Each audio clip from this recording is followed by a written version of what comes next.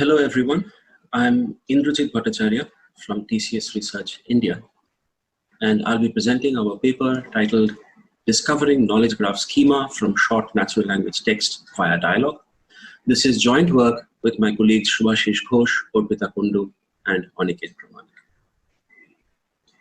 Knowledge graphs are becoming more and more common in AI applications. We focus on knowledge graphs with a schema.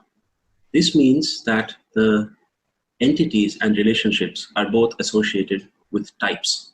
For example, Tom Mitchell is an entity of type researcher, and the researcher type is connected to the paper type through the publisher's relationship. Now, the benefit of having a schema is that it enables semantic interpretation and reasoning. On the other hand, creating or expanding schemas is difficult for human experts.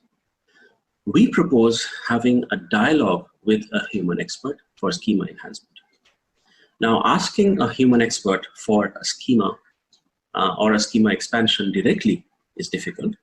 Instead, we take short natural language statements, such as Tom Mitchell works on never-ending learning, and then we ask the expert for schema paths or annotations of such statements. For example, researcher Tom Mitchell leads project exploring topic never-ending learning. And then the overall schema is obtained by aggregating the schema paths of such individual statements. Now, asking the expert for schema paths of natural language statements is similar to active learning for structured prediction. However, in the active learning setting, the expert is asked for the schema annotation or structured annotation of a natural language statement in one shot. However, real experts do not like answering questions. In fact, when asked a question with a significant number of options, the expert is likely not to respond at all. This is what we call response uncertainty on the part of the expert. In such scenarios with response uncertainty, active learning, unfortunately, does not make much progress. In addition, active learning frameworks cannot work with expansion of the structured space, for example, with new entities and relationships, as in our setting. So this is a one-slide summary of our main ideas. In order to make progress with response uncertainty, we decompose a query into a mini dialogue having a sequence of mini queries of different types. We model response probability of the expert for mini queries using the complexity of the mini queries. And the parameters of this response probability model are estimated from the dialogue as the dialogue progresses. We propose a dialogue strategy that maximizes expected utility of a mini query, considering all possible responses to the mini query, including no response. And finally, we allow the candidate paths to include new types of relations. This enables the expansion of the schema. Okay. In this slide, we see an example mini dialogue on a natural language statement that consists of a series of 8 mini queries, and they together obtain the path for the statement in pieces. Here, the agent is already aware of the research identity type, and in the first query, it asks the expert whether Tom Mitchell is of the researcher identity type. In the second query, it focuses on Nell and asks whether this is of type paper or topic. In the third and fourth queries, it asks the expert whether the path between researcher and topic goes through a new entity type that is not currently in the schema. And in the next query, it asks the expert for the name of this new entity type. And this dialogue continues in this fashion until the entire path has been confirmed by the expert. Okay, so what are the different types of mini queries? The first type is called which of. Now consider the entire set of candidate paths with their probabilities. The which of query takes the entire candidate set and asks the expert which one of these is the right path. there are 2 points to note here. This is the only query type in active learning. Secondly, this works well when the set of candidates is small, but is unlikely to make progress for a large set of candidates. So what do you do with a large candidate set? If you cannot reduce this, the set of candidates to a single one in one shot, as with the which of query, then you try to reduce the uncertainty to the extent possible. And this is done using an any of query. This picks a subset of the candidate set and then asks the expert if any of the candidates in this subset is the right one. Now, this can either be done by enumerating the subset, as in this example, or it can be done by picking a discriminating feature of the subset with respect to the complement. For example, instead of enumerating the paths, the query could ask whether the statement is about the project entity type. Now, this can be significantly helpful if such a query exists, because it is much simpler and therefore more likely to get a response from the expert. Finally, we have to have a query that asks for the names of the new entities and relationships that are found during the dialogue. And this is done using a name query, as in this example, which asks for the name of the new entity connecting researcher and topic. So the overall mini dialogue format consists of a sequence of any of and which of mini queries, and we call this the mixed any which mini dialogue format. As we can see, this is strictly more powerful than the active learning dialogue format, which reduces to the active learning format when the entire mini dialogue consists of a single which of query. All right, so how likely is the expert to respond to a particular mini query? So we say that this is a function of the complexity of the mini query, and we model the complexity as the sum of the path lengths in the mini query. As the complexity increases, the no response probability also increases, and we model this with the generalized logistic function, as you can see here, with parameters W and T. And the agent estimates these two parameters as the dialogue progresses based on the actual responses and no responses obtained from the expert for different mini queries. All right, so now we come to the overall dialogue strategy. So given the current set of candidate paths, the dialogue strategy considers all the possible mini queries of the two types that can be posed for the current candidate set and decides which one is the one to ask next. This is done using the notion of expected utility or reduction of the entropy over possible answers to the mini query. And this considers no response as one possible answer.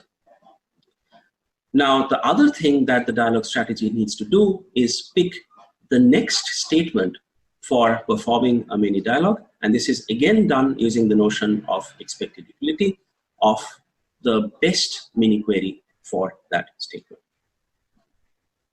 We call this the expected utility based dialogue strategy, or EU dialogue strategy in short.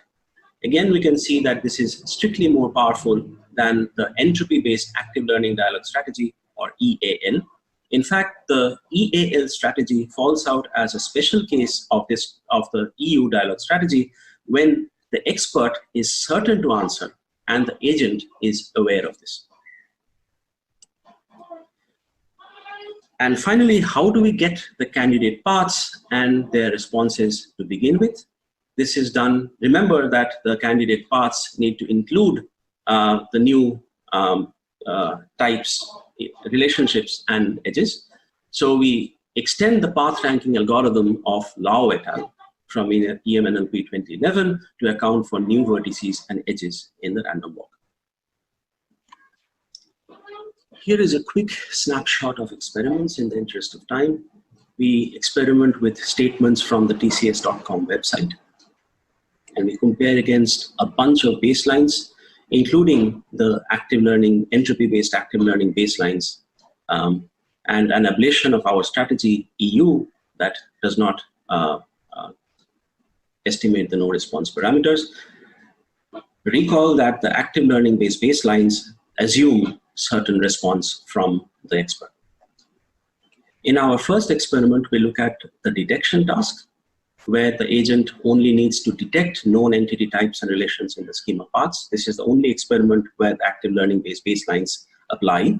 And as we can see that the EUL strategy with learning in red clearly outperforms the other strategies in terms of the learning curve.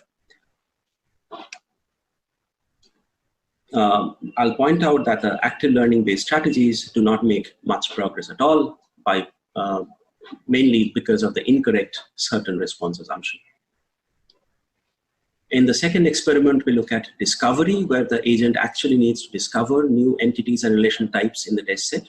And here we say that the discovery agent, EUL, slowly catches up with the detection agent, which is the skyline. Again, recall that the active learning based baselines are unable to address this task. So I'll summarize by saying that our proposed expected utility based dialogue strategy with learning that accounts for response uncertainty from the expert clearly outperforms existing strategies in terms of discovering the schema from natural language statements. So thank you for listening to me, and we'll be happy to hear from you.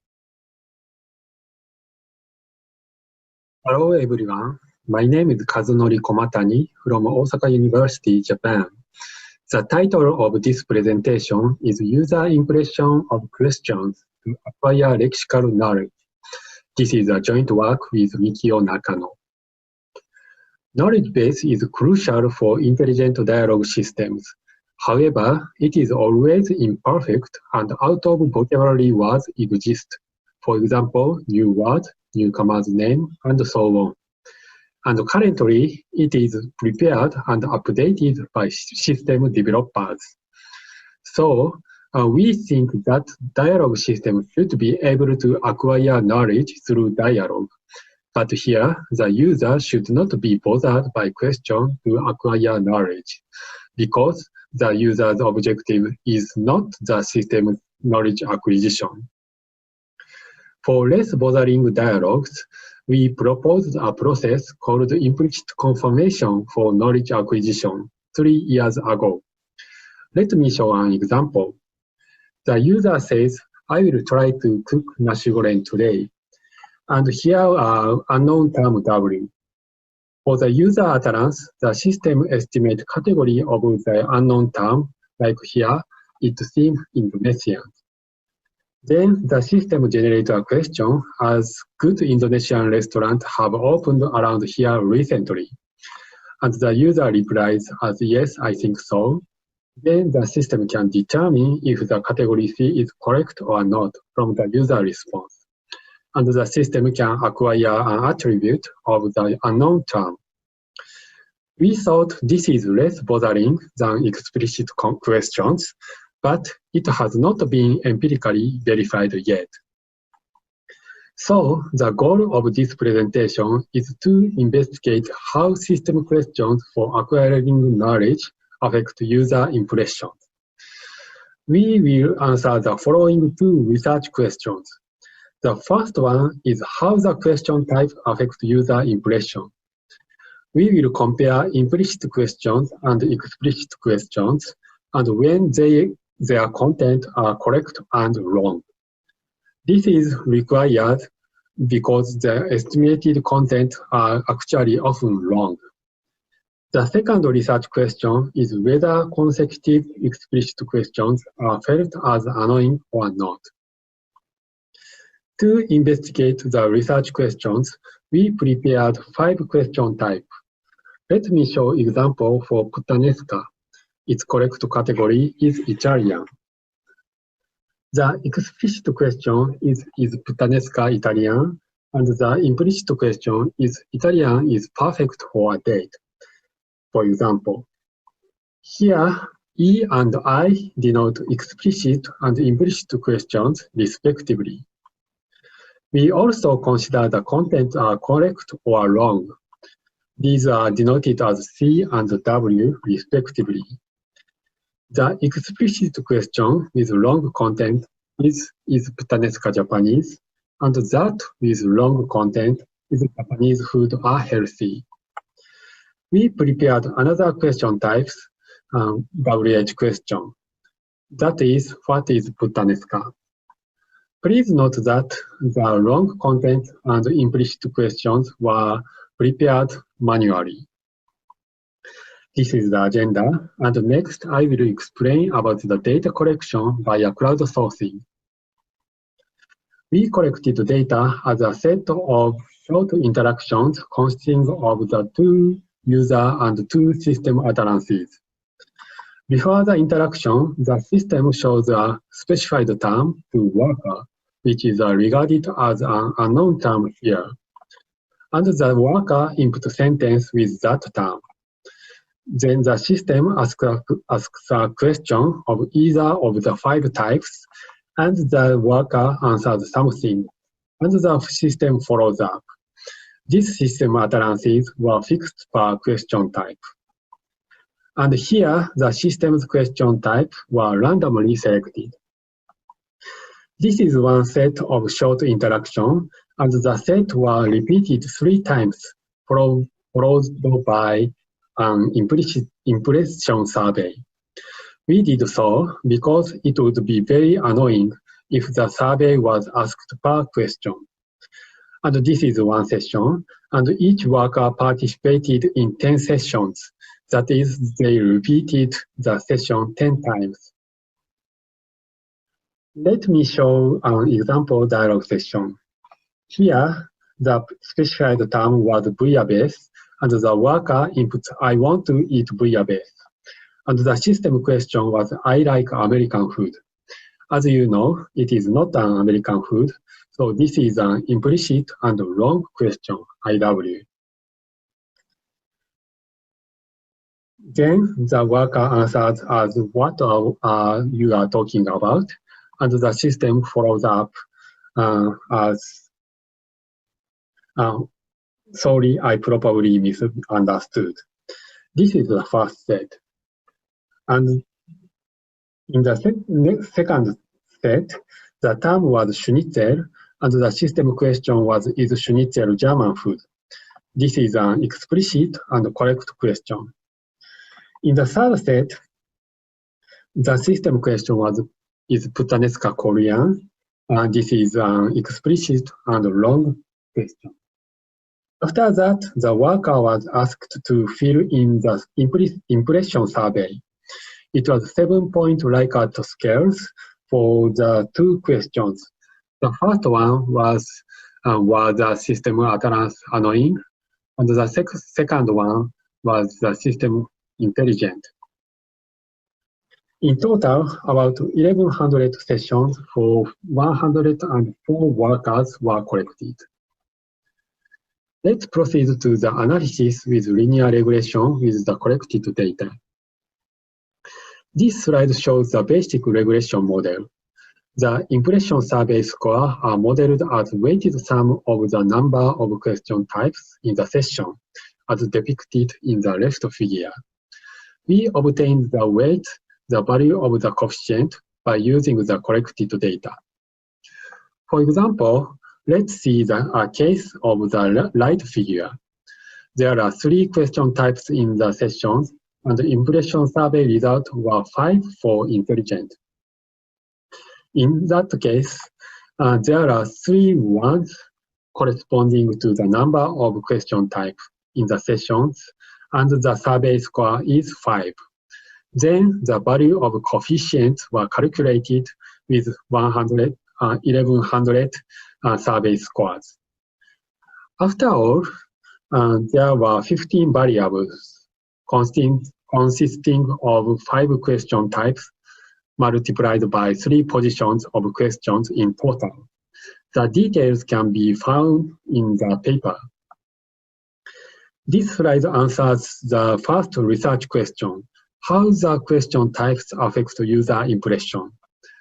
This graph shows the result of the calculated coefficient of the intelligent case for each position and type of questions. We can find an order of the coefficients by averaging them for the 3 positions.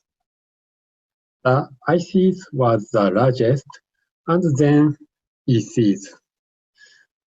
The most negative ones were IWs. So the order is IC, EC, WHQ, EW, and IW. The first two have correct content, and the last two have wrong content.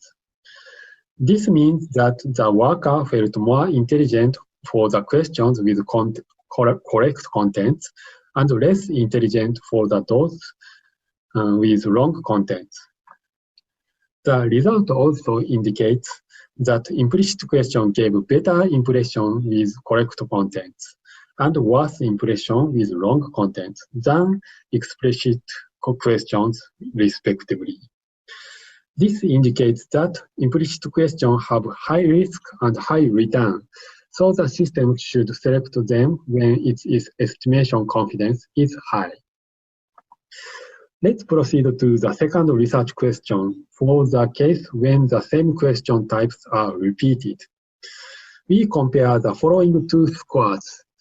The first score is predicted by the regression model. This is a case where no context is considered because the question type were randomly selected. The second score is the actual average scores. There were such cases in the collected data as a result of the random selection. The right graph shows the result. First, we can see that actual scores were larger in all question types, especially those with wrong content. This result indicates that the questions were felt as more annoying when they are actually repeated. Second, let's see the cases when questions are repeated with correct contents. Implicit questions are less annoying than explicit questions. This indicates that when repeated, explicit questions are felt as more annoying than implicit questions. Let me summarize my presentation.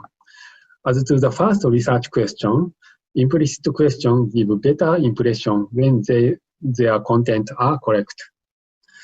As the second research question, the answer is yes. That is, consecutive explicit questions are felt as more annoying than those of implicit questions. Our finding is that dialogue systems should select implicit questions when the estimation confidence is high, and otherwise select explicit or WH questions. Another finding is not to repeat the same question types to prevent users from becoming irritated, especially in non-task-oriented dialogues.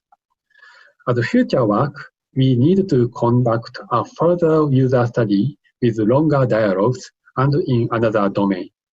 That's it. Thank you for your kind attention. Hello, my name is Thilo Michael from the Technische Universität Berlin, and today I'm going to present you my work on simulating turn-taking in conversations with delayed transmission, which was co-authored by my colleague Sebastian Möller. Let me start by giving you a little background. Due to the rise of telephone services transmitted over the internet, transmission delay has become one of the most prominent degradations. However, it is difficult to study because the delay itself is not audible, but rather affects the structure of the conversation. Research has shown that the perception of transmission delay is not only dependent on the amount of delay itself, but also on the type of the conversation. Thus, conversations with more interactivity between the interlocutors are more easily and strongly affected by the delay than conversations with less interactivity. While the perception of delay has been a research topic in speech quality for a long time, it also relates to spoken dialogue systems that try to emulate natural turn-taking. So, our idea is to simulate human-to-human conversations with different interactivity levels and introduce transmission delay to gain insights into turn-taking behavior of conversations under transmission delay.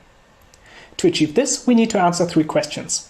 How do we measure and evaluate the interactivity of conversations? What type of conversations with distinct levels of interactivity can we simulate? And lastly, how do we simulate a conversation and turn-taking? Parametric conversation analysis is one way to measure the interactivity patterns of a conversation and quantify those changes. It is based on a 4-state model, where each part of the conversation is either marked as speaker A, where only person A is speaking, speaker B, where only person B is speaking, mutual silence, where neither A nor B are speaking, and double talk, where A and B are speaking at the same time. With a voice activity detection, these states can be annotated automatically. From the changes of these states, a set of parameters can be calculated that describe the interactiveness of the conversation. The state probability describes what percentage of the conversation was in any given state. The sojourn times measure how long the conversation sojourned in those states. The speaker alternation rate counts how often per minute the states SA and SB alternate, either via double talk or via mutual silence. The interruption rate measures how often these alternations occur with the transit state double talk only. There are also parameters calculated especially for delayed conversations. The intended and unintended interruption rate use the time shift to figure out how many interruptions were intended and how many were a result of the transmission delay. Now that we defined how to evaluate the interactivity of the conversations, let us look at the types of conversations to simulate. While natural unguided conversations result in the most realistic interactions, they are difficult to produce in laboratory conditions. The International Telecommunications Union, ITUT, standardized a variety of conversation tests with distinct levels of interactivity. A conversation test with a rather low interactivity is the short conversation test, or SCT for short, where the participants carry out everyday telephone conversations, in this case ordering a pizza.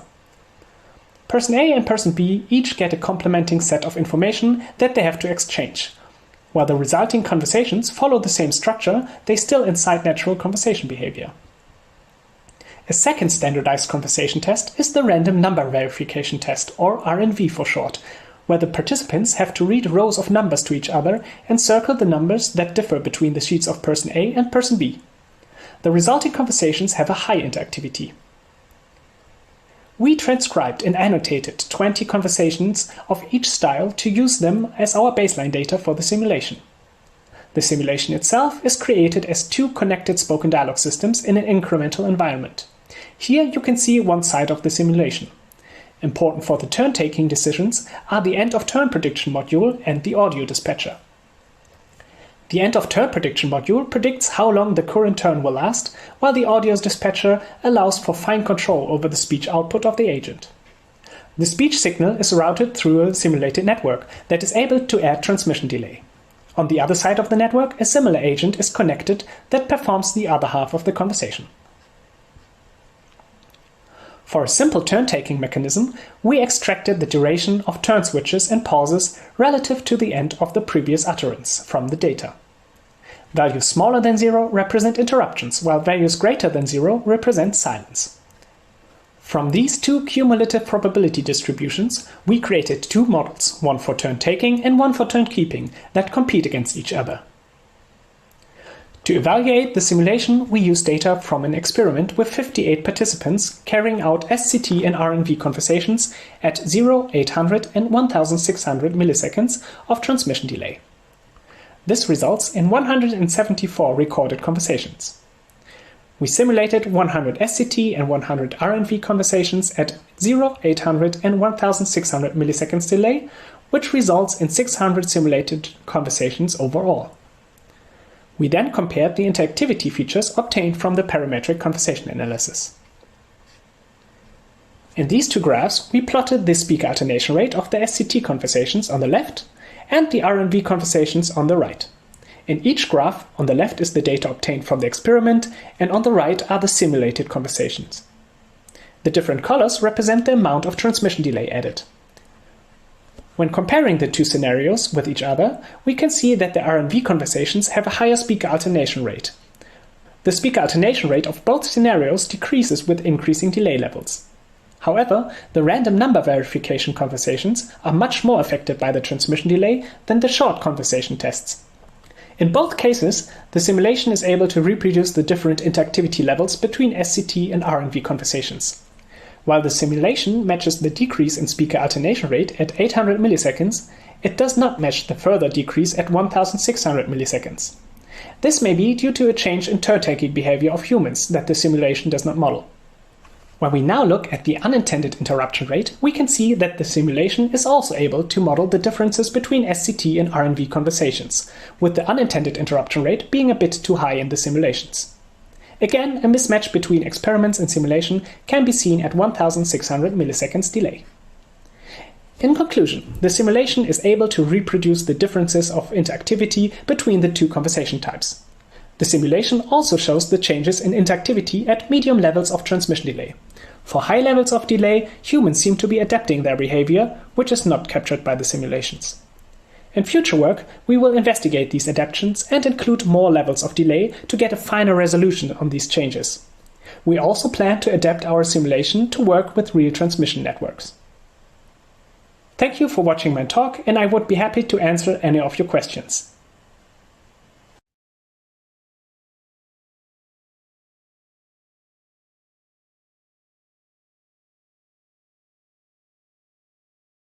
To adapt our simulation to work with real transmission networks. Thank you for watching my talk, and I would be happy to answer any of your questions.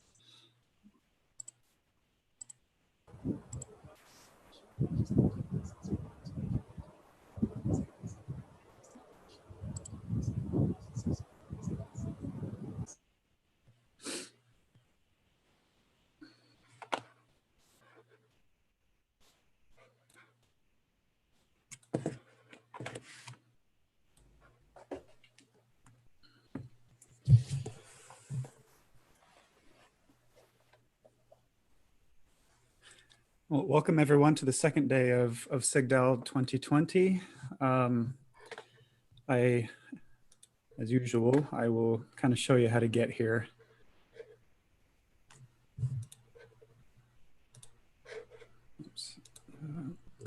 So you'll notice the Trello board has moved. We have the conference day 2 schedule here. The live stream is right here. You can share that. And that will be for the first 3 sessions. Today's breakout discussion stuff is right here. But what we're really after right now is this session, Knowledge Acquisition and User Behavior Modeling 2, session 5. If you click down here on live QA, that's where you'll find the link to the Zoom meeting. So please join us. And with that, I'll let Stefan take the floor. Thanks, Casey. So it's still we're still not on time. It's a little before time, so let's wait a few moments.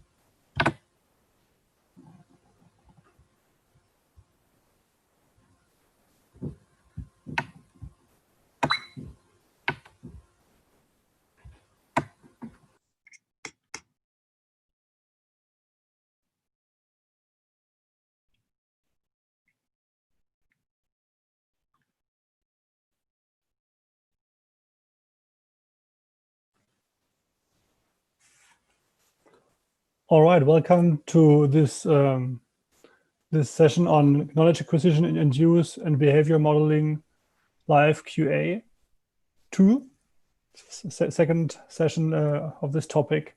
And we've just heard 3 very interesting talks, and I would really like to thank all the authors and presenters for their nice work and for the nice presentations. And we will go through the papers according to the order of their talks, but you're free to just jump in with different questions if they're very urgent. You cannot wait until the paper is actually it's the turn of the paper, or we're already past that. So let's start with discovering knowledge graph schema from short natural language text via dialogue. Are there any questions? If so, please indicate with within the chat, or Zoom also offers this nice way of doing it.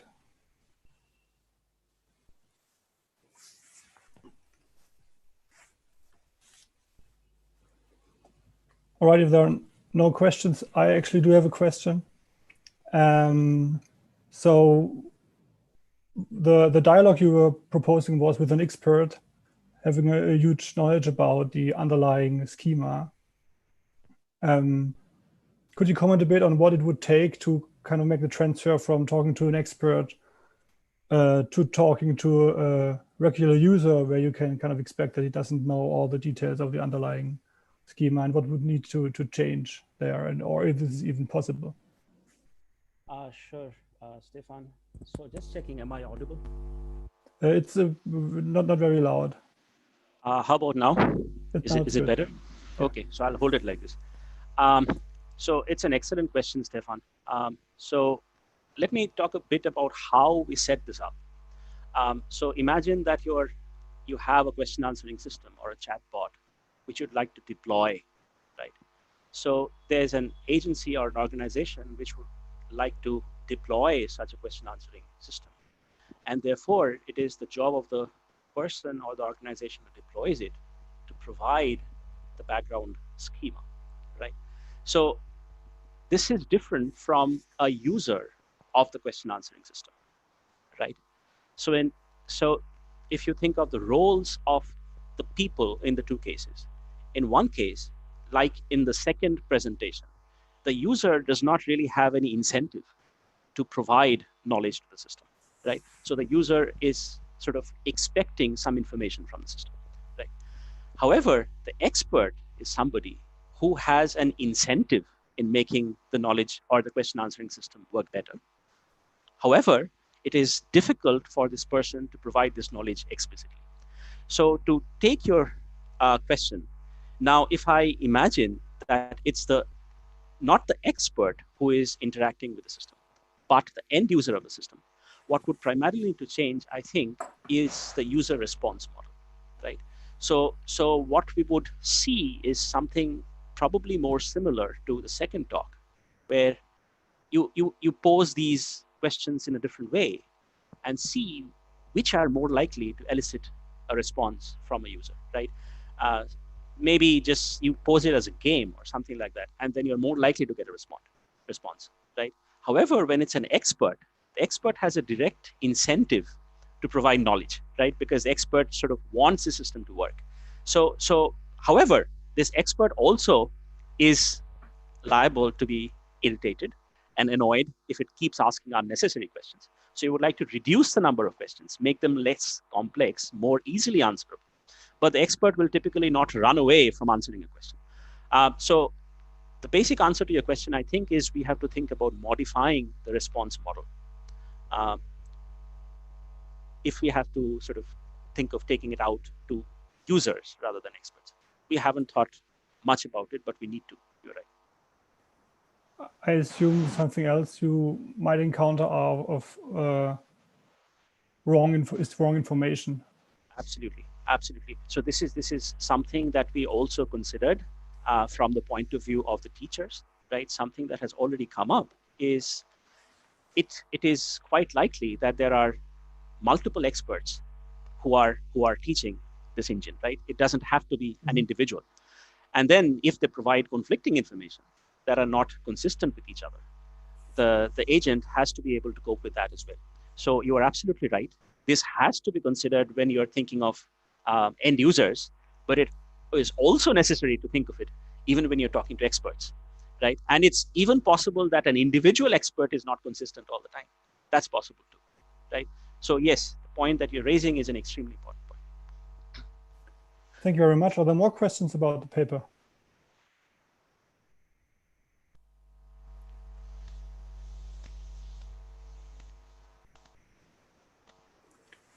Okay, if not, I would continue with the second paper.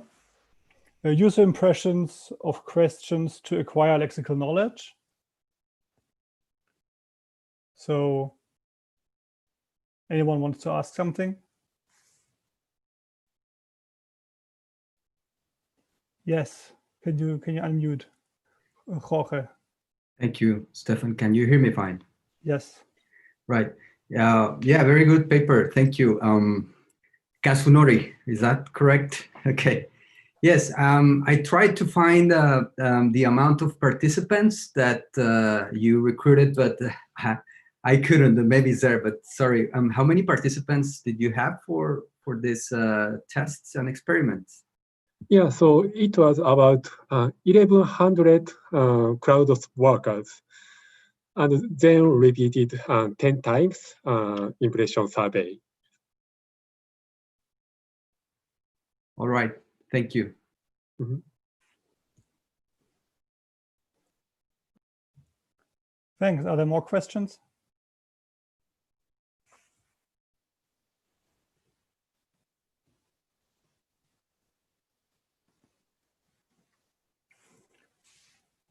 Well, all right, then I would like to ask a question. So the underlying task of what you were trying to do was to basically extend the knowledge base with new values, new terminology, basically. So do you have insights, or can you comment on which type of question helps best with this task? Thank you for your question. And is your question about the form of knowledge to be acquired into the system knowledge? Sorry, could you? Yeah, I can repeat the question. So, the task of the system is to learn new terminology, new words, basically. Yeah. And you have different types of questions to kind of try to elicit that knowledge. And do you have insights which type of those 5 questions actually help best with this task? Because I could imagine that even though proposing something wrong might be annoying, it might help with the task better, for example. Yeah, so we also think that there are some long questions. So we prepared 2 forms of questions that are implicit and explicit. And if the system was confident about the estimation result, then the system can use implicit questions. And on the other hand, if the system is not confident, then the system can use WH or explicit question. So the question should be used according to the confidence of the estimation result of the to be acquired to the system knowledge. Okay, and do you perceive different success rates with acquiring that knowledge? Actually, now we just did an impression survey, and this is just one question and one answer for the knowledge acquisition. So we need to investigate that the method with longer dialogue. And actually, the estimation result, so estimation accuracy for the unknown word was about 60%. So as the first speaker said, we also proposed using multiple agent interaction result from multiple agent and integrate the result. So we proposed that 3 years ago, and it improved the accuracy more. Thanks. Are there other questions? Oh, yes, the other question that I have for Kazunori is, was it a spoken dialogue system or was it a text chat based? Because I couldn't infer, you mentioned talking to the system, but then there's another wording that makes me think that it's a chat based one. Sorry, so in my slide, there are some spoken mark, but it was actually typed chat. Okay. And right. But we are very interested in to extend this kind of knowledge acquisition dialogue into spoken one. So in such a case, we need to recognize unknown word from the speech signal. So we are now trying to recognize unknown word on the phoneme as a phoneme sequence.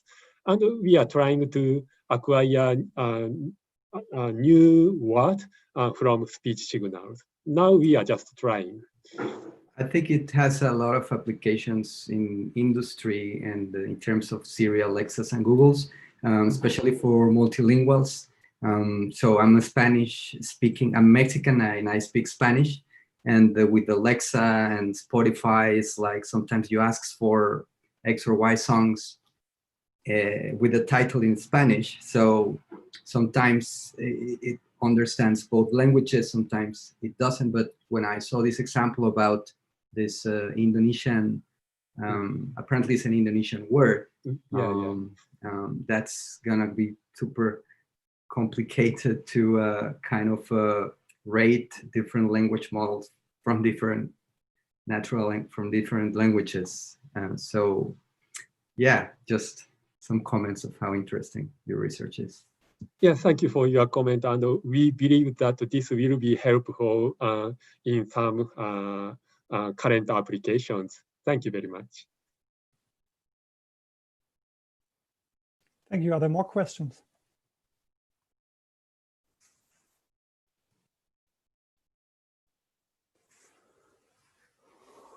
All right. Thanks again. In this case, let's move on to the final paper, simulating turn-taking in conversations with delayed transmission. Yes, Casey, I saw you raise your hand. This is Thilo's paper. In light of the paper that Felix presented yesterday, there was kind of this multimodal turn-taking thing. So I'm thinking about that as I ask my question of what's next for this paper, because it's simulated. I assume at some point you're going to actually try this with real users, but I would also am interested in how would you extend this to work on something that isn't just the speech signal, something that's multimodal, like with a robot. Okay, so first I would extend it. So to implement this from a simulation into a real interactive system, the main component that is missing or that is not applicable to human-computer interaction is the end of utterance or end of turn prediction that I'm using, because this is specifically built for the simulation. It works very well, so the turn taking can be made very precisely. However, for human speech, so speech that is not inside the simulation, it would be very difficult to build such a system. Like in the talk of Gabriel Scanzi yesterday, he talked about such systems that try to predict when a human is finished talking or when some other person is starting talking, and this needs to be integrated to work in such a system. And I would say that besides of the speech signal, also the transcribed text and more information should be used to find those transition relevant points. And And I would also think that the evaluation of those transition relevant points is also like a thing that needs to be researched further, because right now, just because there was a turn at a certain point doesn't mean this is the only point where a turn could be happening. There could be turns happening in between, but in that exact annotated corpus, there wasn't. So we don't maybe not consider it as a transition relevant point or turn relevant point. And so this is also like one thing that needs to be tackled before it's applicable in, for example, human-robot interaction. Thank you. Thanks. Are there more questions?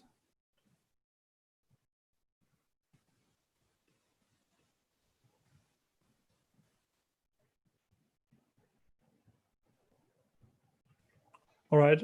In this case, I'd like to ask a question. So you were using static delays for your experiments. So 0 milliseconds, 800 milliseconds, 1600 milliseconds. But I assume this is rather unlikely to be static and stable throughout an interaction. So can you say something about that and what the implications of that might be?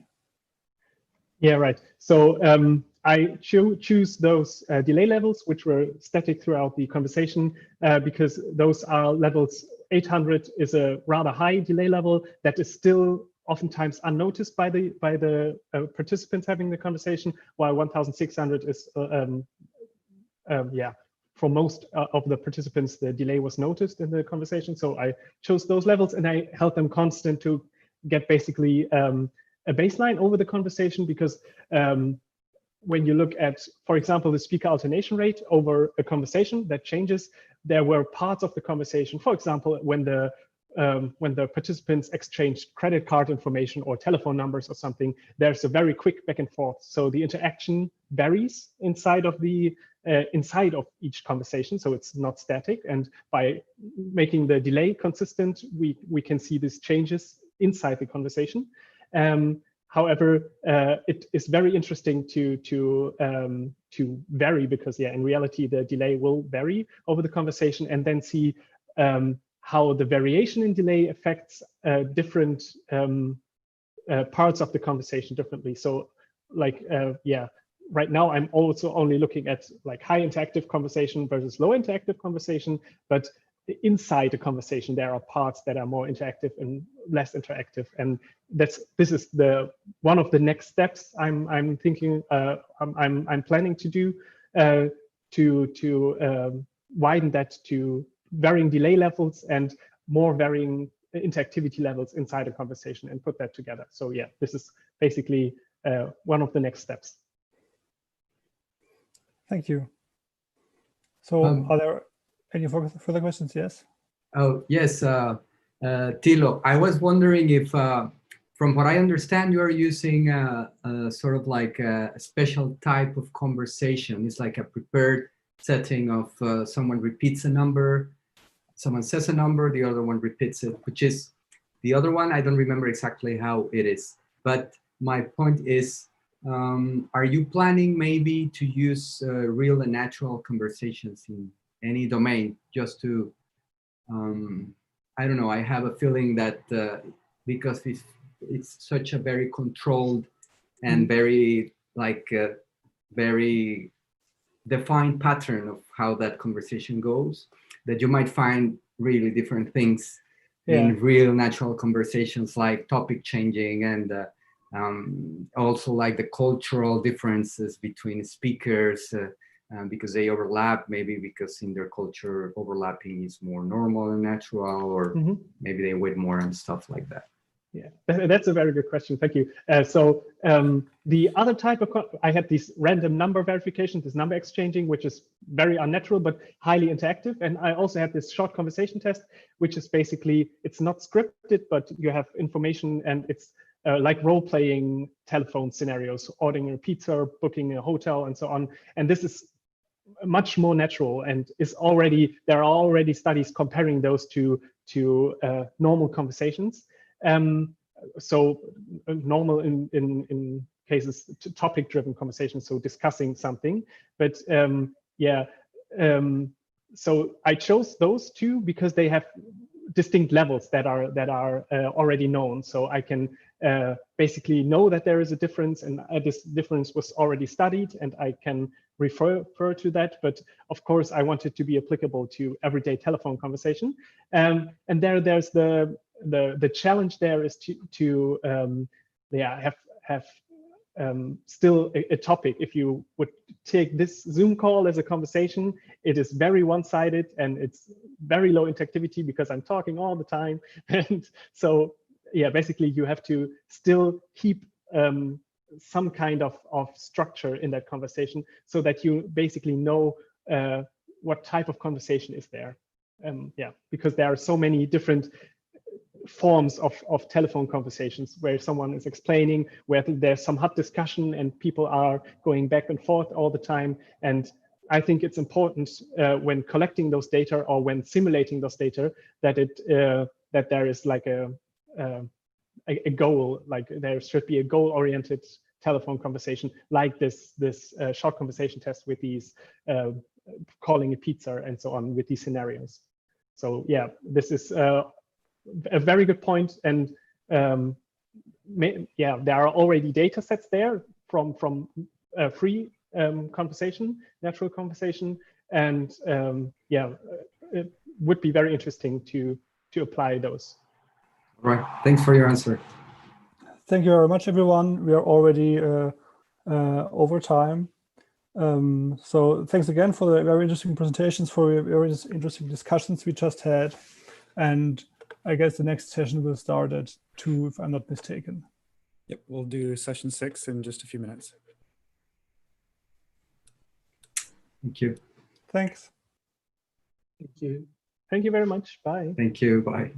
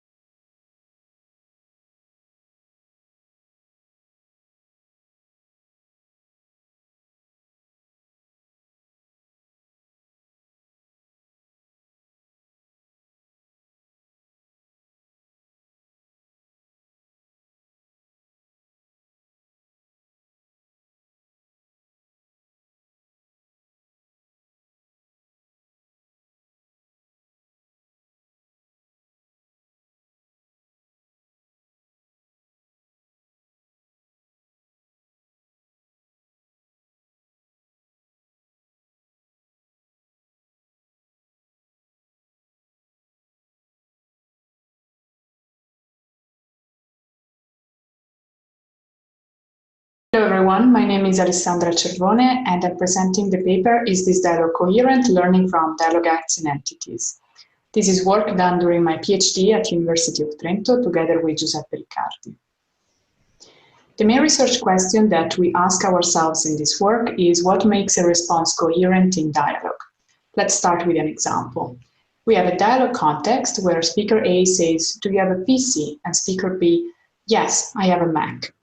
Then we can consider different candidates to be the next turn in the dialogue. For example, "Do you like dogs?" Or, "Yeah, a lot of friends are into Mac, I have a PC myself." Or, "I don't know." Instinctively, as humans, we would say that some of these examples are more coherent with the context than other ones. The task we address in this work is exactly this one, evaluating the coherence of next turn in open domain dialogue given a dialogue context. So why is this work relevant? First of all, dialogue evaluation is still an unsolved challenge, especially in the case of open domain dialogue. On the other hand, coherence is a fundamental property of human communication and can be described as what makes a text rather than a random group of sentences. However, most recent research on open domain dialogue relies on surface text, without digging deep into which conversational attributes make a response coherent. In this work, we argued that there's still much to understand regarding substructures that affect human perception of term coherence in dialogue. We see the applications of our work not only in open domain dialogue evaluation, but also in open domain dialogue modeling. Questions relevant for this work are what makes the turn of a dialogue coherent, but also is there an underlying discourse structure and what factors contribute to it? The NLP community has attempted to answer some of these questions by focusing on the role of entities with entity-based coherence models. Entity-based models capture recurrent patterns of distribution of entities in a coherent text, as we can see from the connections between the center candidate and the context. However, research on entity-based coherence is mainly focused on text, such as the news, and unfortunately, to the best of our knowledge, there is currently a lack of publicly available dialogue resources annotated with coherence. On the other hand, the dialogue but also linguistics research communities have widely studied dialogue acts in connection to dialogue coherence. Dialogue acts can be regarded as generalized version of intents. Also in this case, this literature posits that a coherent dialogue, such as the one in the center, is characterized by particular patterns of distribution of dialogue acts, which establish links among subsequent terms. So for the original question, what makes a response coherent in dialogue? In this work, we specifically decided to investigate potential substructures made by entities and dialogue act patterns of distribution as a signal of term coherence in dialogue. More specifically, we investigate two research hypotheses. The first one is, do the ASIN entities affect the perception of term coherence in dialogue? In order to investigate H1, we annotated a switchboard coherence corpus, a new resource of spoken dialogues annotated with term coherence ratings, which is available at the link below. Then, to validate H1, we perform a statistical analysis of term coherence rating in the switchboard coherence corpus in connection to dialogue acts and entities and their combination. Our second research hypothesis is, can we model dialogue act and entities to predict term coherence in dialogue? In order to validate H2, we investigate different coherence models, and we also propose novel neural models based on entities and dialogue act information. Then, in order to test the H2, we perform a series of experiments. In particular, we propose to use response selection as a weekly supervised training task, and then test our models on the term coherence rating task on the switchboard coherence corpus. Let's get into more details. The source data of all of our experiments is the switchboard dialogue act corpus. For our response selection experiments used as a training task, the data is automatically generated. The task here is to rank the next term candidates given a context. Examples are automatically generated by randomly picking a point k in a dialogue and using the dialogue history up to k as the context and considering the original next term, k+1, as the positive sample. Then we could consider as negative samples random turns either from the same dialogue, a technique which we call internal swap, or from other dialogues, a technique which we call external swap. In this way, we produce our dataset by randomly picking 10 insertion points per dialogue, and then for each one having a pool of 10 next term candidates for both ES and IS. Then for our main task, term coherence rating, we create the switchboard coherence corpus. In this case, the task was to rate next term candidates' coherence given a context. The initial data was generated by selecting 1K context, each one paired with a pool of 7 candidates. Each turn was annotated by 5 workers using Amazon Mechanical Turk, with a rating scale between 1 not coherent and 3 coherent. We obtained an inter-entity agreement of 0.66 and an averagely one-out correlation of 0.78. Then, in order to validate H1, we perform a statistical analysis of the switchboard coherence corpus. In particular, we used multiple regression analysis to verify the correlation between entities and dialog acts patterns of distribution and human coherence ratings. We created features based on entities, such as the number of new entities or the number of overlapping entities in a candidate, and also features based on dialog acts. Our results, according to multiple correlation coefficient R² and adjusted R², indicate that both entity and dialog act information significantly correlate with human perception of turn coherence, especially if combined. Motivated by these findings, we then proceed with our experiments for verifying our second research hypothesis. For these experiments, we use several baselines, such as the entity grid, which we call SVM and row, that is an SVM model based on a grid representation of patterns of transitions between grammatical roles of entities in the dialogue. In this case, S is the subject, O object, and X is just the presence of an entity. A second baseline is SVM-DA, taken from Cervone et al., also based on a grid representation, but of DA information. Our third baseline is also an SVM from Cervone et al., combining the previous two. We then propose a series of neural models based on a novel linearized representation of the structure of the dialogue in terms of entities and dialogue acts using IOB tags.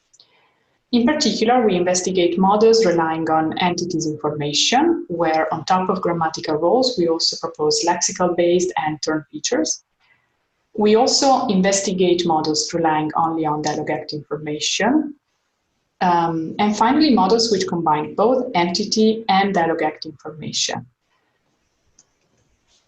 All our neural models rely on a simple architecture based on bidirectional gated recurrent units and an average pooling layer.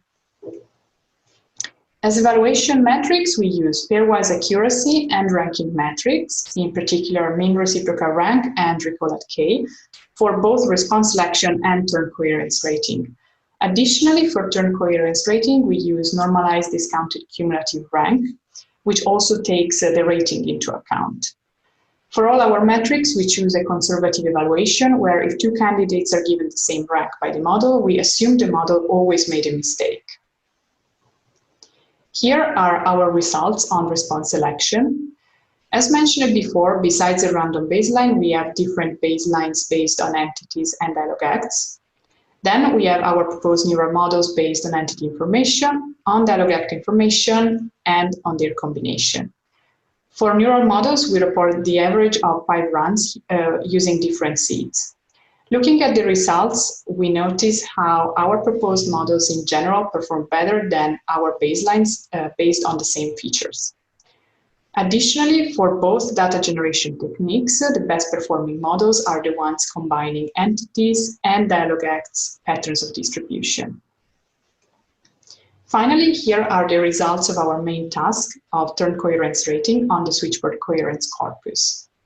First, we observe how also here the best performing models across both condition ES and IS are the ones combining both dialog acts and entities. Additionally, we notice how for response selection, ES seem to perform better as a training methodology in general, especially when entity information is used. So finally, for our conclusions and future work, in regards to H1, our statistical analysis results show both entities and dialog act patterns of distribution correlate with human perception of coherence in dialogue, especially when these two types of information are combined. And in regards to H2, again, the best performing models on turn coherence rating are the ones combining dialog acts and entities information. Another main contribution is that we share the switchboard coherence corpus, which is a novel resource for turn coherence rating in open domain spoken dialogue. Finally, in regards to our next steps, we would like to experiment with large pre-trained models on the tasks such as BERT or Roberta, although these models typically rely on surface text, while in our framework, we rely only on entities and dialog acts information. Therefore, it wouldn't be a straightforward task adapting these models to our framework. Anyway, thank you for your attention. Hello everyone, my name is Brian McMahon, and today I'll be talking to you about analyzing speaker strategy in referential communication.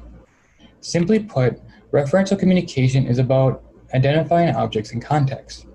To accomplish that goal, speakers and listeners have to coordinate their efforts. And so for a collaborative dialogue system, it is important to coordinate in the right kinds of ways. For that purpose, our work focuses on a small piece of that coordination puzzle. Specifically, understanding how speakers assess that references are likely to be successful. And so to begin, let's look at a few ways that speakers could be assessing their utterances. Shown at the top of this slide is a set of 3 color patches. A speaker was charged with referring to X0 so that a listener could correctly identify it. 2 possible choices that this speaker could have had are blue and royal blue. We treat speaker choices in a decision theoretic way so that the expected utility of these utterances matters. You can think of expected utility as a matter of costs and risks. Cost is related to how frequent words are. More frequent words have lower costs. Risk, on the other hand, is based on whether the speaker's strategy assesses that the utterance will succeed. Speakers could be using different strategies, but the speaker strategy being considered here assesses that blue is more risky because it could have been confused with the other 2 color patches. With the trade-off between cost and risk, speakers can opt to choose the higher cost utterance, royal blue. And in fact, a human speaker did choose royal blue to describe X0. Now, this is only one speaker strategy's view of risk. Risk is a matter of perspective. In this example, when presented with the color patches shown here, a speaker chose to say blue. Now you might think that blue wouldn't work because it simply doesn't identify X0 uniquely. But if a speaker expects the listener to meet them halfway, blue seems less risky. We call this a pragmatic approach because it requires the listener's cooperation. The listener has to conclude that if the speaker meant X1 or X2, they would have said something else. Alternatively, a speaker might assess risk based on the meanings of words. Specifically, a speaker might adapt their meanings to the context. In this example, the speaker refers to X0 as yellow, even though X0 is a borderline case of yellow. It isn't likely that it'd still be called yellow in all contexts, such as when a more prototypical yellow is present.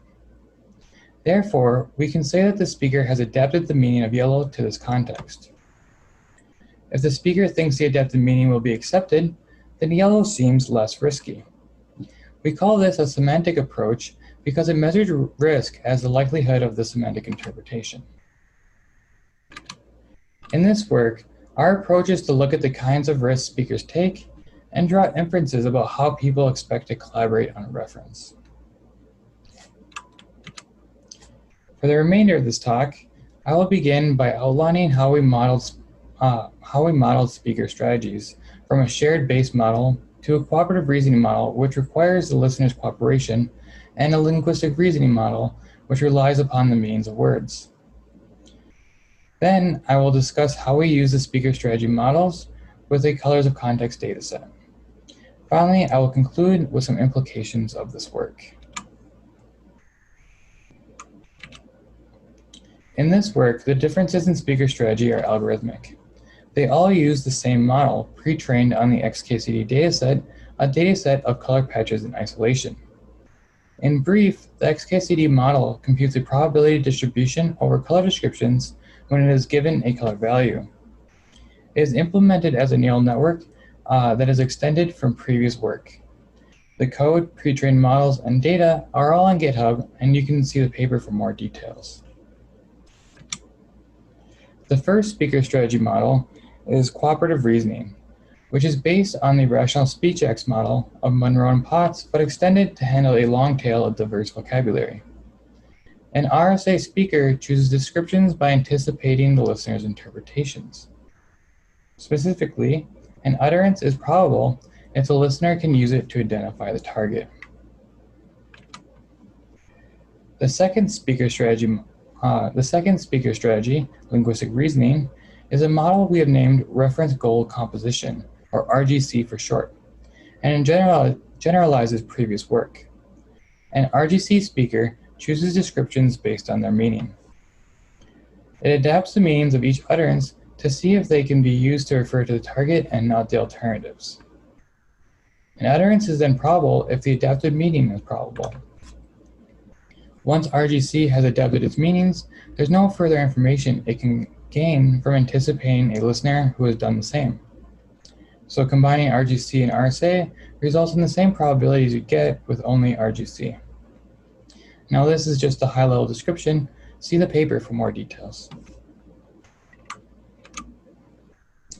The final speaker strategy is a conservative baseline that embodies speakers who don't want to take risks. In this no-risk strategy, the probability of the base speaker and the base listener are combined. An utterance is probable if it fits the target, that is to say, if the base speaker would have said it, and if the listener can almost certainly use it to identify the target. Another way to think about the conservative baseline is that it weighs the base speaker's probabilities by the base listener's ability to identify the target. Equipped with these three speaker strategies, we can dig into the dataset and look at what kinds of risks speakers are taking. We use a dataset of 47,000 rounds of two-person reference games. All of the previous examples in this talk have come from this dataset. Each of the three-color patch contexts in the dataset are categorized as one of the following three conditions based on the perceptual similarity of the patches. Far, where none of the patches are similar, split, where two of the patches are similar, and close, where all three of the patches are perceptually similar. For our experiments and analyses, we selected a subset of the rounds that only have one utterance, the speaker's utterance, and that utterance was a color description present in the XKCD lexicon. Our first analysis is twofold. First, it's a quantitative evaluation of how well each speaker strategy captures the uncertainty in what people say. Second, it's also a test of whether there's evidence for multiple speaker strategies in the dataset. To start, we collect the utterance probabilities for every data point under every speaker strategy model. The probabilities per model are used to compute the perplexity of the data under each model. Then the probabilities are used in a mixture model where we fit prior probabilities for each speaker strategy such that it maximizes the marginal probability of observed utterances. Finally, we compute the perplexity of the data under the mixture model using those marginal probabilities. The mixture model perplexity quantifies how well the combined speaker strategies capture the uncertainty in what people say in the dataset. The results are summarized in these two rows. The first row is the best independent model, which happened to be the conservative baseline, and the second row is the mixture model. As you can see, the mixture model has a lower perplexity score than the best independent model, which means that it captures the uncertainty in what people are saying in this dataset better. We take this to mean that in this dataset, there's evidence for different speakers using different strategies. All of the perplexity differences are significant under the Wilcoxon sign rings test. Our second analysis takes a closer look at the data to ask the question, what kinds of risks are people taking?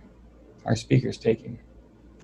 For the purposes of exposition, I will only show the analysis for the close condition, which was the most difficult of the three conditions.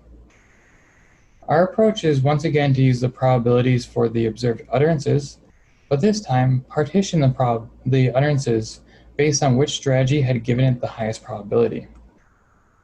With those partitions, we then looked at task success, which is called metric success here. This approach will tell us what proportion of the data is potentially explained by which strategy, and we get a sense of how risky each strategy is. The results of the analysis are summarized in this graph. The first thing to notice is that there is a fair amount of data points in each speaker strategy's partition. Second, across each partition, the rates of success are significantly different. The data points in RSA's partition resulted in failure 1/3 of the time, while in contrast, that data points in the conservative baselines partition result in failure only 3% of the time. Overall, this is evidence that different speakers are using different strategies with varying amounts of success. In fact, that is the take-home message of this talk. Each strategy is used in some cases by some speakers. If you want to take more home, there are some implications of our work. As well. First, each speaker strategy could be approaching the coordination dynamics of multi-turn conversations differently. It is possible that cooperative reasoning expects more from the listener, and so that in a multi-turn conversation, the listener has to not only meet the speaker halfway, but recall specifics about the speaker and their preferences. It's also possible that linguistic reasoning will rely on conceptual packs in a multi-turn conversation. So depending on the dominant speaker strategy, the relevant information to track over time will change. The second implication to take home is that these coordination concerns represent a challenge for collaborative dialogue systems. The system needs to match what people do both in anticipating speaker strategies and fulfilling the roles of each speaker strategy when it is its turn to be the speaker. And so with the methodology and observations presented in this work, we hope that collaborative dialogue systems will overcome these challenges and engage with people in a fully coordinated referential communication. Thank you for listening. Hi everyone, welcome to my talk about contextualized emotion recognition in conversation as sequence tagging. I'm Yan Wang from Ping An Technology, doing research about natural language processing. Today's topic is about emotion recognition in conversation.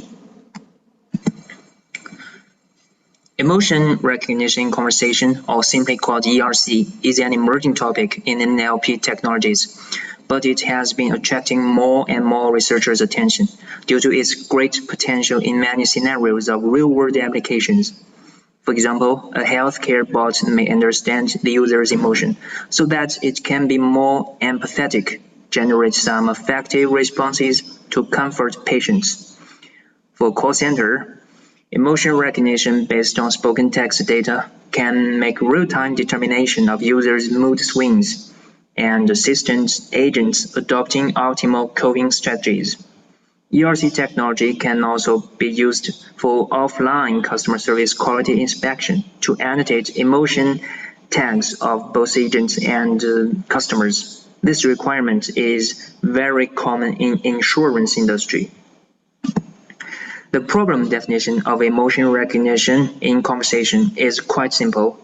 Given the conversation, including participants and constituent utterances, predict emotions labels for each utterance. However, compared with its simple definition, it faces two much more difficult challenges. For example, how to model the long-range context dependencies of utterances, how to check emotional states for each speaker in a multi-party conversation, how to model the presence of emotion shift and inertia for speakers. Previous works have pointed out participants in a conversation have emotion inertia, so their current emotional state depends a lot on their previous states. Inspired by this, we want to know whether emotional tags of the conversation have the similar inertia. That means emotion tags depend on each other. According to our observation, in a conversation, similar emotions tend to appear adjacently, while dissimilar emotions seldom appear in the neighborhood. We call this phenomenon emotional consistency. It reflects the inertia of emotional tags of the conversation. For example, if the emotion of current utterance is happy, the tag of next utterance tends to be happy, excited, or neutral rather than sad, angry, or frustrated. This pattern also applies to other emotions. So, we can review ERC task from a new angle. In previous works, they just predict emotion tags for each utterance based on contextualized representations without explicitly modeling the relationship between tags. Instead, for the first time, we treat ERC as sequence tagging, which consider relations between nearby emotion tags and choose the globally best tag sequence for the entire conversation at once. Based on this idea, we propose SIGDIAL. It is the abbreviation of contextualized emotion sequence tagging. Now, let's take an overview of SIGDIAL. For each utterance in a conversation, it employs a single-layer CNN to extract the textual feature and fed it into the global and individual context encoders. In fact, we may achieve better results if we choose other model as the utterance encoder, such as Elmo, BERT, and GPT.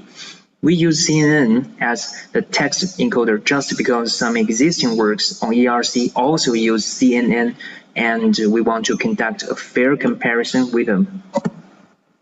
Obviously, participants in a conversation have influence on each other. This is the so-called inter-speaker dependencies. Counterparts can lead to a change to the current speaker's emotional state. In other words, when classifying one utterance, other utterances in the conversation provide important contextual information. So we need a global context encoder to model these dependencies. LSTM and the transformers are two most common models for learning the context information. However, both of them have shortcomings. LSTM can capture the fine-grained sequential context. Compared with the original RNNs, it boosts a bit the dependency range they can run due to the carefully designed cell. But the influence of distant context can also be lost. This problem is inherently related to its recursion structure. For some conversation datasets containing many long conversations, such as IEMOCAP, LSTM may not be a good choice.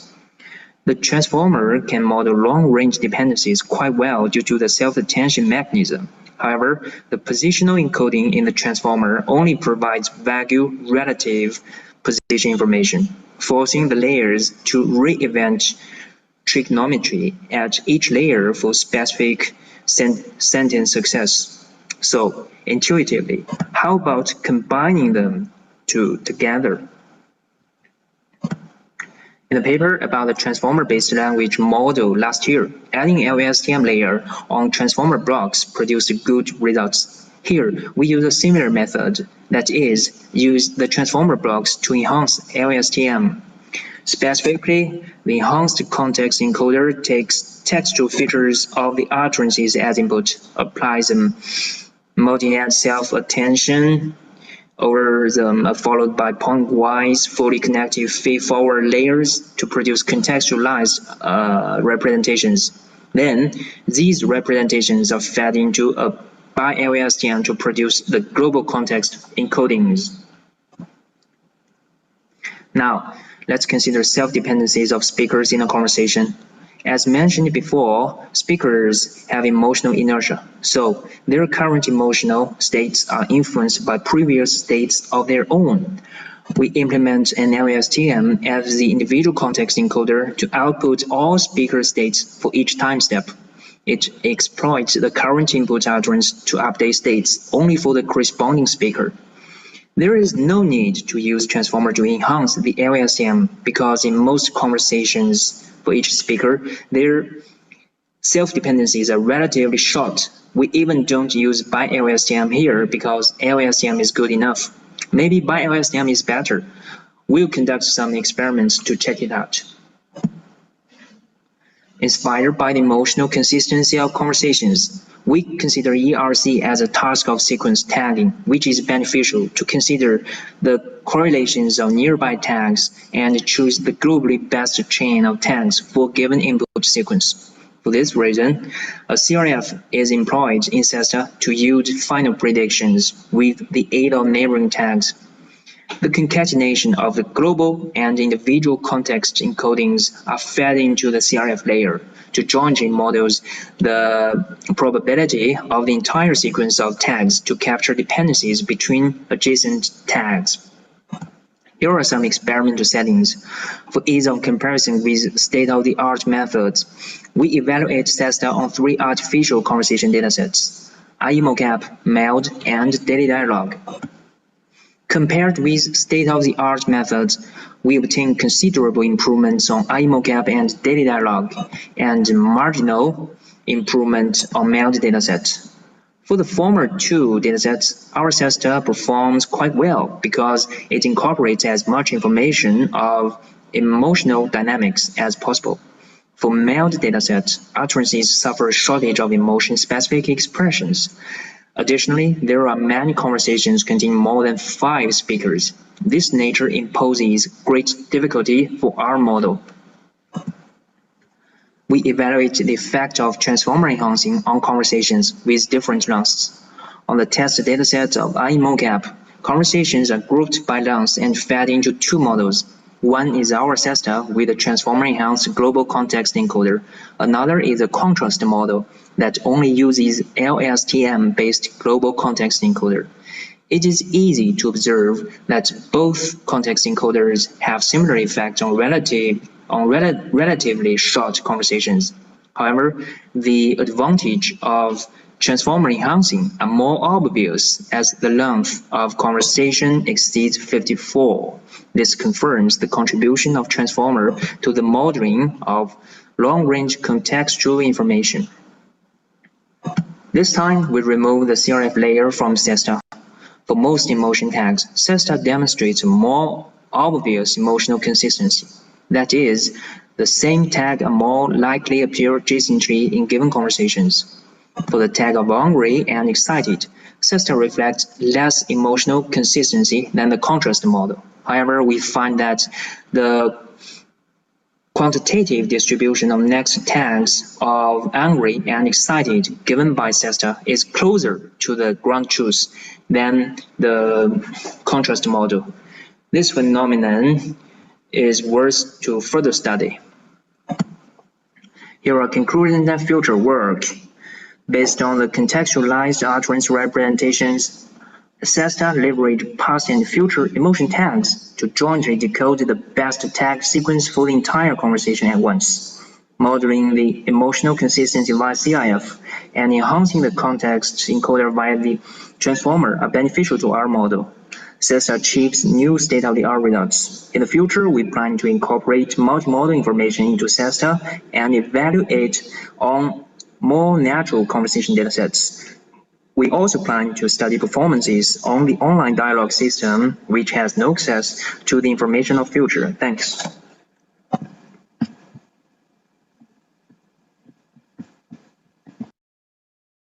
Hi, my name is Adam Stiff, and I'll be talking about how a simple self-attentive model helped with rare classes in our virtual patient question-answering dialogue agent. So this is Carlos, and he is our dialogue agent. He's a patient who has come to the doctor to hopefully receive some treatment for some fairly serious back pain. He's currently configured to help physicians practice interacting with patients who have limited English speaking proficiency, but his usual use is to help first-year medical students learn how to interview real patients. Having a virtual patient instead of a human addresses a lot of issues like cost, consistency, and availability, but it introduces the technical challenge, of course, of understanding natural language inputs. We model each conversation as a sequence of context-free questions, and we always provide fixed answers to make sure that students are receiving the correct information from the patient. So really, this is a semantic classification task where we're mapping single utterances from the students into a set of questions that the agent knows how to answer. The patient has answers for over 350 unique questions, so we're trying to directly classify the inputs as one of those 350 plus classes. What really complicates the problem for us is that the distribution of the frequency of those classes is very skewed. We have a data set with about 10,000 examples, and you can see here that the most frequent quintile, shown in red, is comprised of less than 10 classes, but there are like 250 classes in the least frequent 20% of the data. The previous best approach to this problem used an ensemble of ensembles of text CNNs, which worked very well on the frequent classes, and then we combined that with a rules-based dialogue engine that did better on the infrequent classes. Now for this project, we wanted to do as well as we could with a single learned model. So by treating this as a standard classification problem, we've basically assumed that all of our classes are totally orthogonal to each other, but we know that's not true. There are a lot of classes in our data that have a lot in common, such as, do you have any medical conditions, and have you ever had any serious illnesses? So the main distinction between those two classes is the tense of when you had or do have a medical condition. But everything else about those questions is very similar. So we wanted to leverage this kind of structure in our question set to learn parts of frequent questions that can successfully be transferred to improve performance on related rare questions. And we thought that multi-headed self-attention mechanisms might help us here, because ideally each attention head could learn to focus on distinct semantic aspects of the questions, and then hopefully learn to generalize those semantics across classes. The first thing that comes to mind when talking about self-attention, of course, is BERT. Realistically, a full-fledged BERT model is probably too slow to use for a real-time application like ours, but it has given great performance on many tasks, so we wanted to see how it did for us.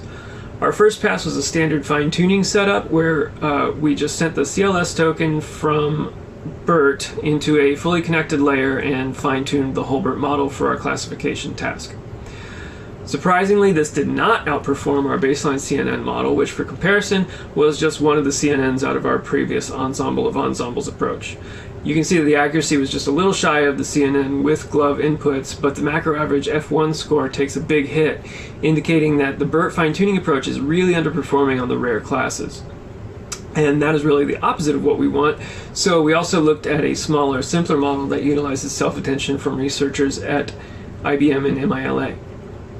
That model consists of an RNN equipped with a self-attention module that produces multiple attention weights per time step and uses those weights to aggregate the hidden state representations from the RNN into multiple attention head representations, and then concatenates and classifies the multi-head representations. So this model did beat the baseline on overall accuracy, and it did so by substantially improving on the rare classes, as you can see with the big improvements on macro F1.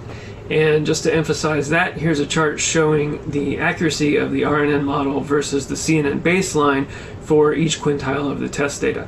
You can see that the rarest classes show the most improvement. So that raises two big questions that constitute the bulk of our contribution here.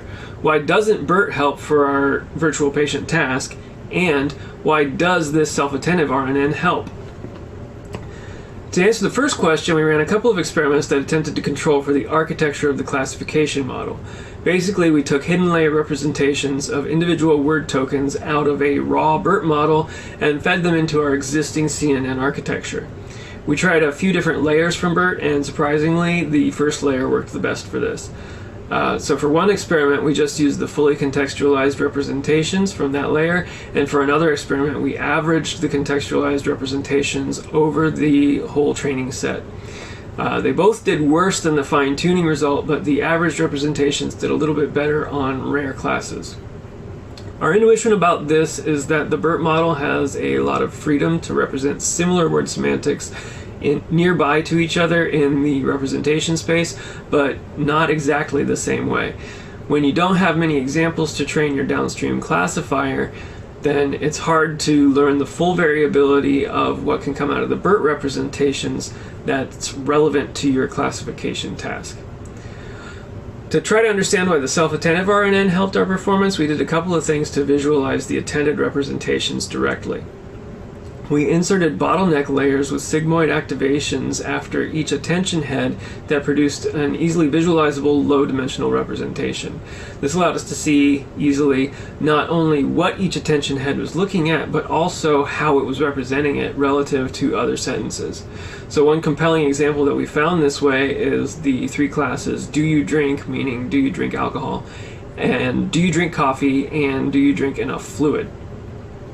The do you drink class is very frequent and the others are rare, so the trigram do you drink is highly correlated with the alcohol class, and the CNN almost always misses the other two classes in favor of the alcohol class. The RNN does pretty well at this distinction though, and this diagram here shows why. We gave each attention head an arbitrary color, and the opacity of the underline under each token shows the attention weight for that head at that token. Then over to the right, each row shows the bottleneck activations for the sentence with the same colors for each attention head as in the underlines. What we can see is that several attention heads, yellow and green for example, are consistently focused on the verb drink in these sentences, and that token is getting represented very similarly across these classes. Meanwhile, different attention heads learn to focus on the object of the drinking, and those representations are distinct for these classes. So what was extra interesting was that when the object is implicit, as in this second example, those object-focused heads attend to the verb instead of the non-existent object, but they still represent that token the same way they represent alcohol when it's explicitly mentioned. So it seems to be explicitly representing that implicit meaning of drink, and we thought that was very interesting. I think that's about all I have time for. We do have further analysis and examples both in our paper and in my dissertation that support the claim that this self-attentive RNN is able to leverage structures in frequently occurring classes to improve performance on rare classes. So I hope you check it out. Thank you all for listening, and I look forward to your questions.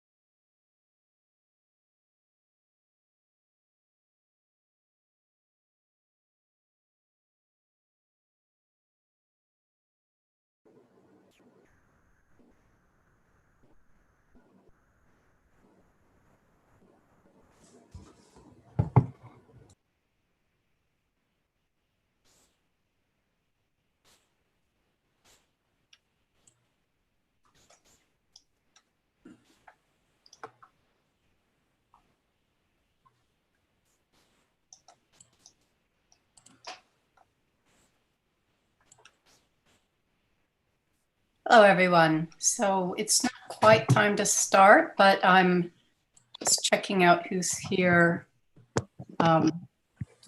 making sure, especially that the authors are here. Great. So we'll start in a few minutes. I'm trying to work with two machines here so that I can get everyone. So it's not quite time to start, but I'm just checking out who's here. Oh my gosh. Sure, especially that the authors are here. Great. So we'll start in a few minutes. I'm trying to work with two machines here so that I can get everyone. So it's not quite time to start, but I'm just checking out who's here. Oh my gosh, sure, especially that the authors are here.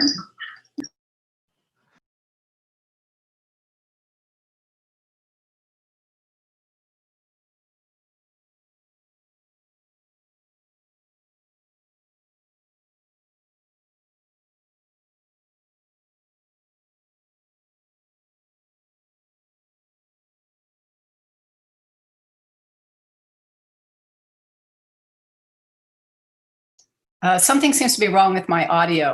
I keep hearing myself say the same thing over and over again. So I think I fixed that.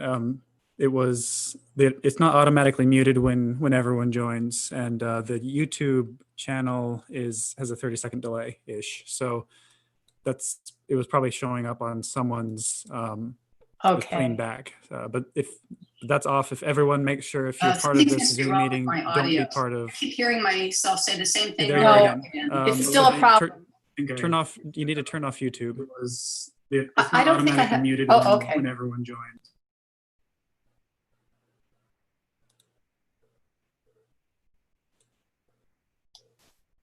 Okay, sorry about that, everyone. Well, it's a good thing I got on time.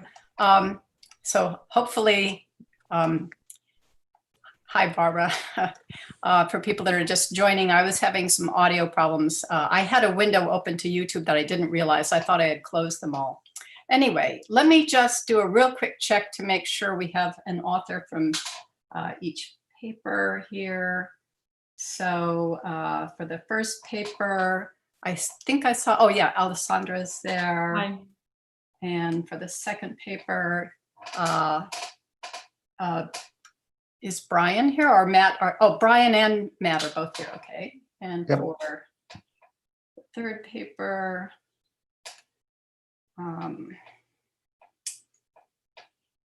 Let's see.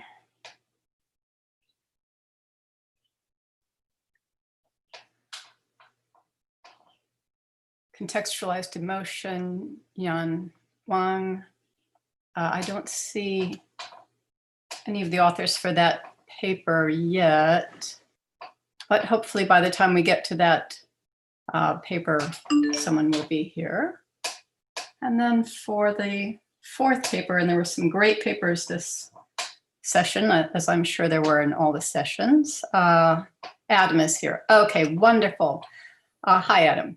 Well, so everyone should be muted, and it looks like they all are, except when you are asking a question. Oh, and now we have Xiang Zhuang, who I think is one of the authors on the third paper that I was looking for. Yeah, okay, that's great.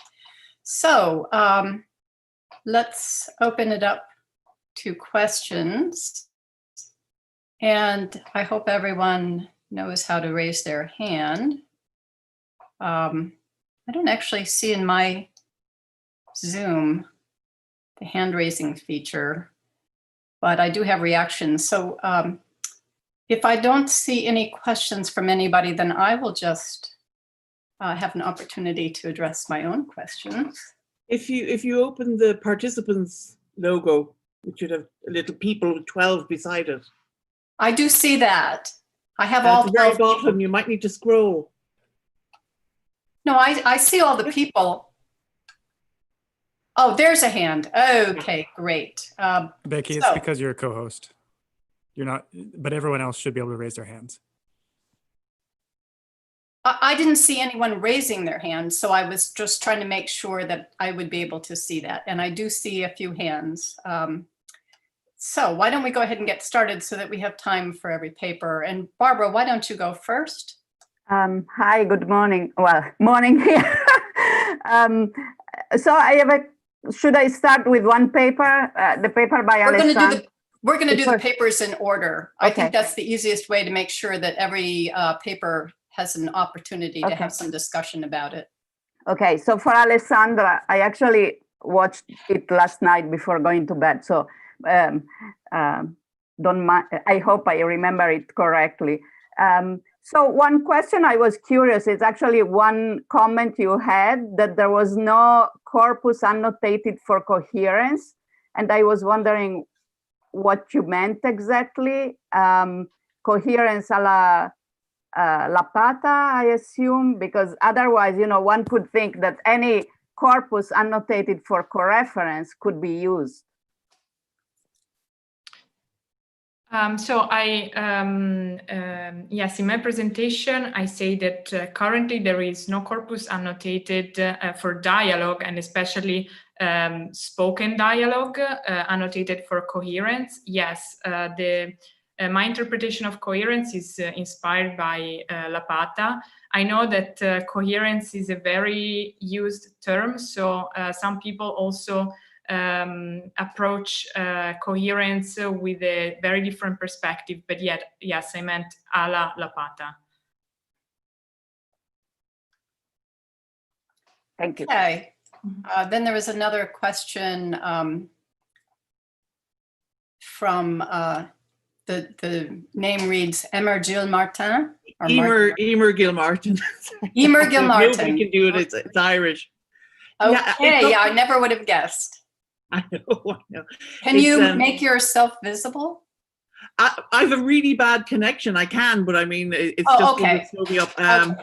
No, go ahead with your question. You needn't show your face. I can show my face if you like. Anyway, so it's for Alessandra. We did some similar work, but we used Switchboard, but we translated everything to the ISO Dialogue Act Annotation Standard, which does include, like, the advantage was that it's most utterances in dialogue are not a single dialogue act. They can be multi-act, and you can take care of that. There are problems with the ISO standard. And they do have a rhetorical relations tag in which you can, from the current speech fragment, you can tag back to, if you like, the the previous speech fragment that it's most relevant to, which is not exactly it's not exactly coherence, but it is a coherence type feature. But my main question is that in real spoken dialogue, there's a great tendency for these two-part utterances where you get, for example, in your Mac example, you had yes, which is answering the yes/no question, and then you have, you know, I have a Mac, which is an inform of some description. You will also really commonly see things like yes, where that's an acknowledgement, as in I understood and heard your last statement, but I'm really into sports myself. Now in dialogue, in the course of the dialogue, that is not incoherent. It's just that you have this problem of this multi-act utterance, where the acknowledgement is backward facing, and the new statement, the new inform, is moving the dialogue along, which is, it's very different to text in that. And I'm just wondering, have you thought about how you deal? By the way, I think the idea of doing switchboard the way you did is fantastic.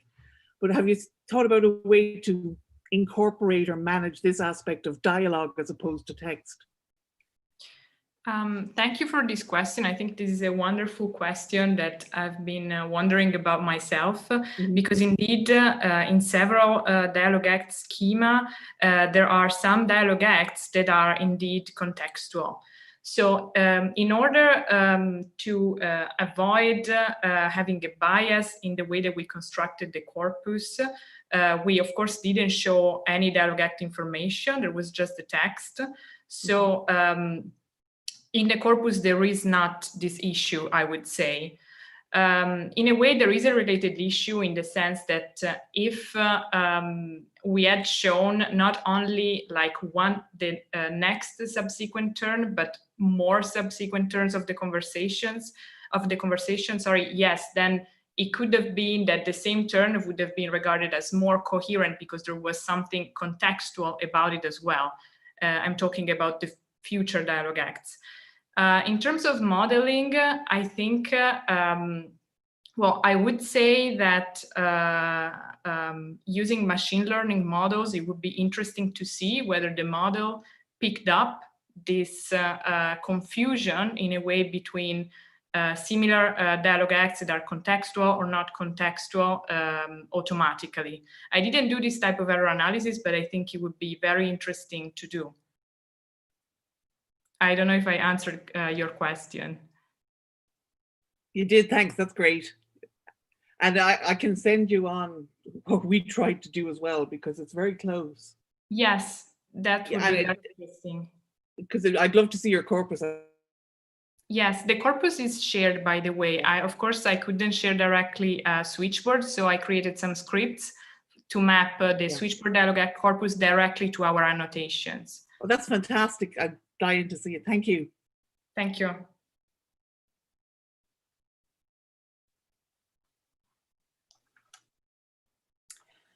Well, I think there's time for one more question, and I wanted to ask one. So I'll go ahead since I don't see any other hands.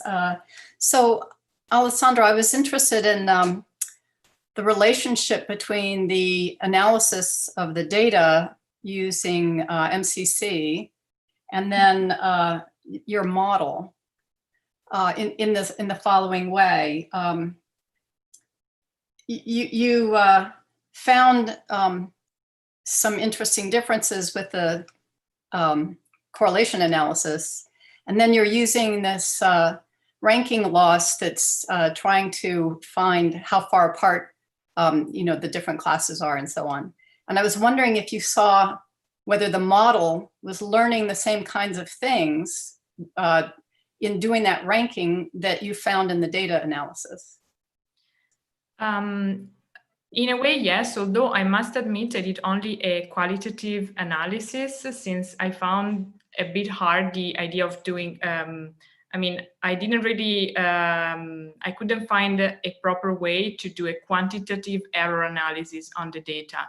Since we have, in order to do this analysis, we have a context and then we have several different turns, and then I would have to sort of encode in some way the connection between the turn and the context in order to really see whether there was an effect. But just by looking at qualitatively at the data, I would say that yes, there are some interesting intuitions coming out, such as the fact that I didn't expect the fact that in a way it is easier to spot incoherence compared to coherence, in the sense that especially for dialogue acts that I would call more contentful, such as statements, or what are called in the switchboard dialogue act corpus statement on opinions or statement opinions, there we would see more marked examples of a low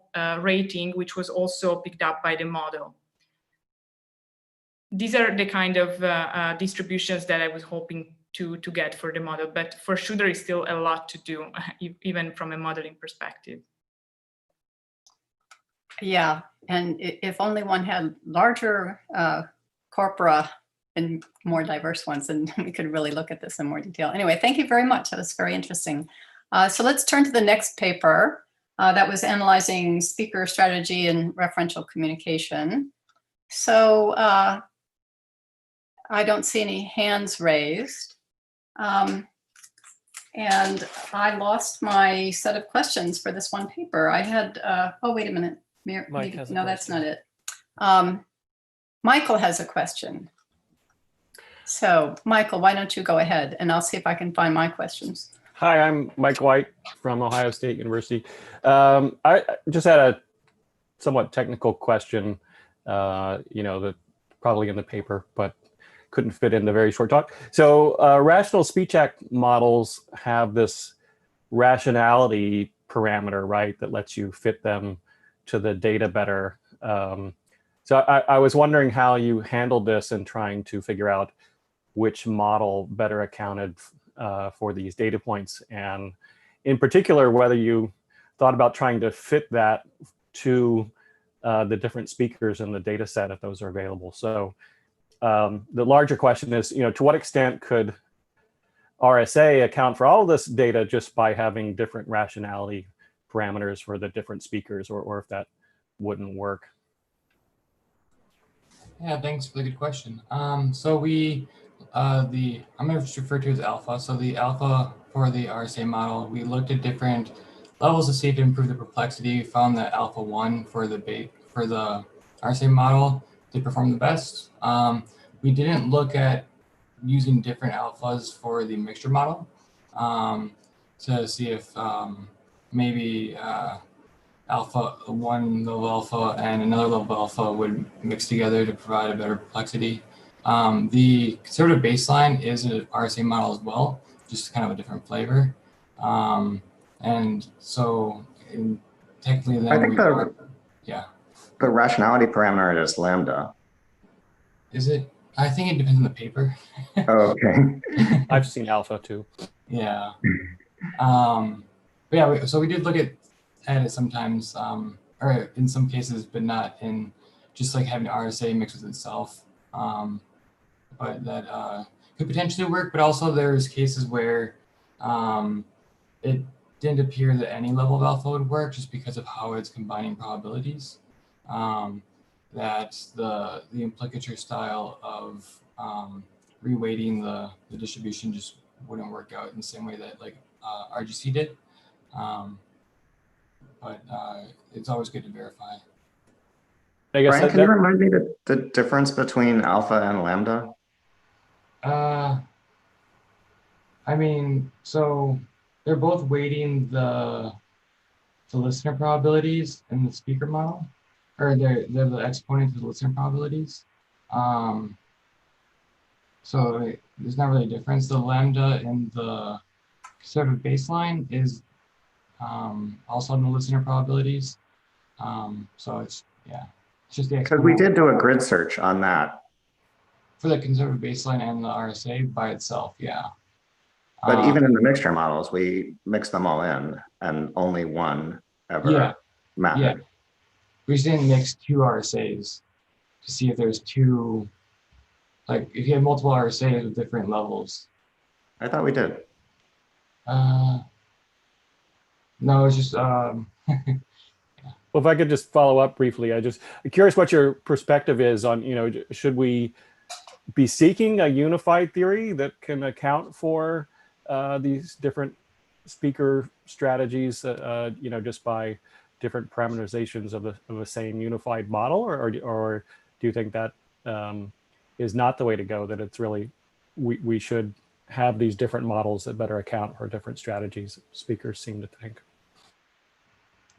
I mean, so we make the argument that it's better to have different models for different strategies because they're kind of fundamentally doing different things. One's anticipating the listener and one's kind of reasoning about meanings. And so I guess if there's one model to build a model that does both, then maybe, but our argument from the paper is that there should be multiple models, but there isn't one model that can count with both. Matthew, do you have any follow-up to that? I mean, so I think that there's a lot of evidence in general in cognitive hierarchy models that people are different. And in general, in strategic situations, people are different. We know that there are all sorts of differences between introverts and extroverts, for example, in terms of how they approach mind reading and things like this. So there are lots of ways of solving these problems. There is no reason to think that everyone does the same. Just like you wouldn't expect to have like one model of playing chess or one model of, driving to work. Great, thank you. Yeah, so I see a question or a hand raised from Barbara, but I'd like to move on to the next paper. Then if we have a little time at the end, maybe we could come back to this, because I also had a follow-up question that was more from the perspective of the speaker and cognitive load, but but let's go to the next. Becky, there's a 20-minute break right after this before the next session starts, so you do have a little bit of cushion. Oh, great. So if people want to stay during the break and talk further, let's do that. Now the next paper goes to a very different topic, emotion tagging in conversation. And we have Yan Wang here. Do we have any questions for this paper? Oh gosh. I remembered my questions once for Brian and Matt's paper once we got started, and now I see that I don't have my questions in my file that I thought I had for this paper, and I don't see any hands up. So let me just think a moment. I guess part of what I was wondering about was that, I thought this was a very interesting approach to use a CRF and treat this issue of emotion tagging as a sequence tagging problem, particularly given that there's this sort of inertia in people staying with the same emotion for a little while. But in the conclusion, I think you talked about how if this were used online, then you're no longer going to have the opportunity to use data about the future to make predictions about the present. And so how would this change your model? And do you think that this sort of approach could be used in online dialogue management? Is Yan here? Yeah, I'm here. Hi. Did you understand the question? Yeah, I think this is a limitation of our model, because we treat emotion recognition in dialogue as a task of sequence tagging, and we employ bi-LSTM and CRF in our model. So when we train our model, we must it needs some future information. So I think it's a limitation for our model to be used in the online system, and we are and we are trying to tackle this problem. But to be honest, we have not until now we don't get any good idea, because the CRF is the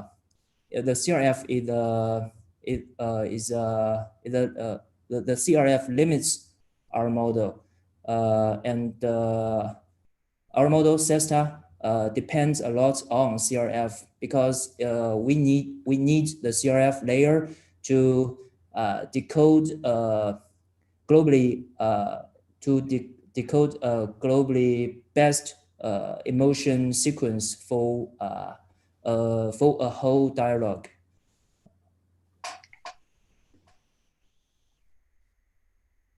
Okay. Well, I had another question which had to do with the data imbalance, which you mentioned very explicitly with regard to the first data set, IMOCAP, I guess is the way you pronounce it. And then I think one of the other data sets, you said that 80% of the data was in the neutral category. So the imbalance of the classes would seem to be a big problem too.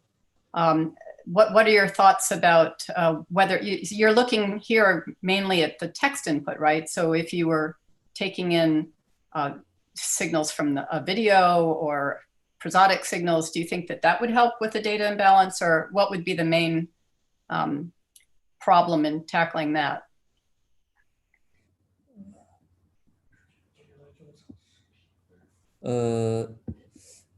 Yeah, we are planning to use multimodal data for our model, and IMOCAP includes multimodal data such as videos and audios and texts, but it's a problem to collect all these multimodal data into our model. So we just conclude this into our future works.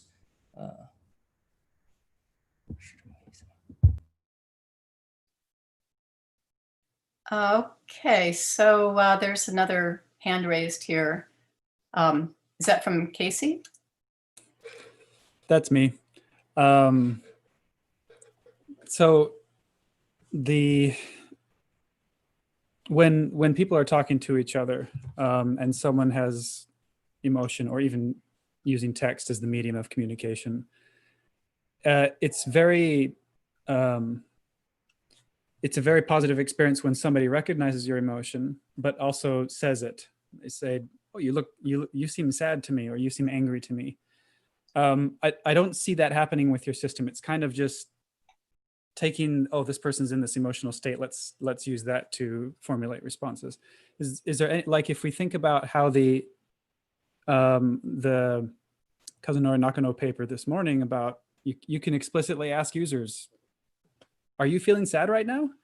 And they say yes. Well, that's easy. That's labeled data for you. And I think that helps the conversation, because you've grounded that this person is in an emotional state and the system knows that the person is in an emotional state, and then it can move ahead. Any thoughts on that?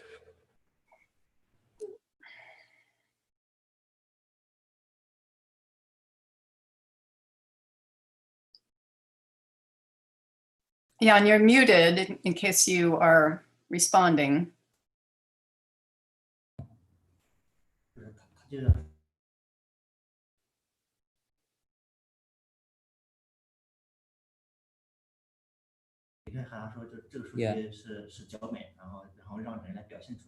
Yeah, because the data sets we used in our experiments are almost from human acted scripts, so maybe it's not natural scenes. It doesn't happen in natural scenes. But I remember that when review suggests that we can conduct some experiments on more natural corpus, such as LEGO. Yeah, this corpus is from is collected from a real call center. So we will conduct some experiments on these data sets in the future.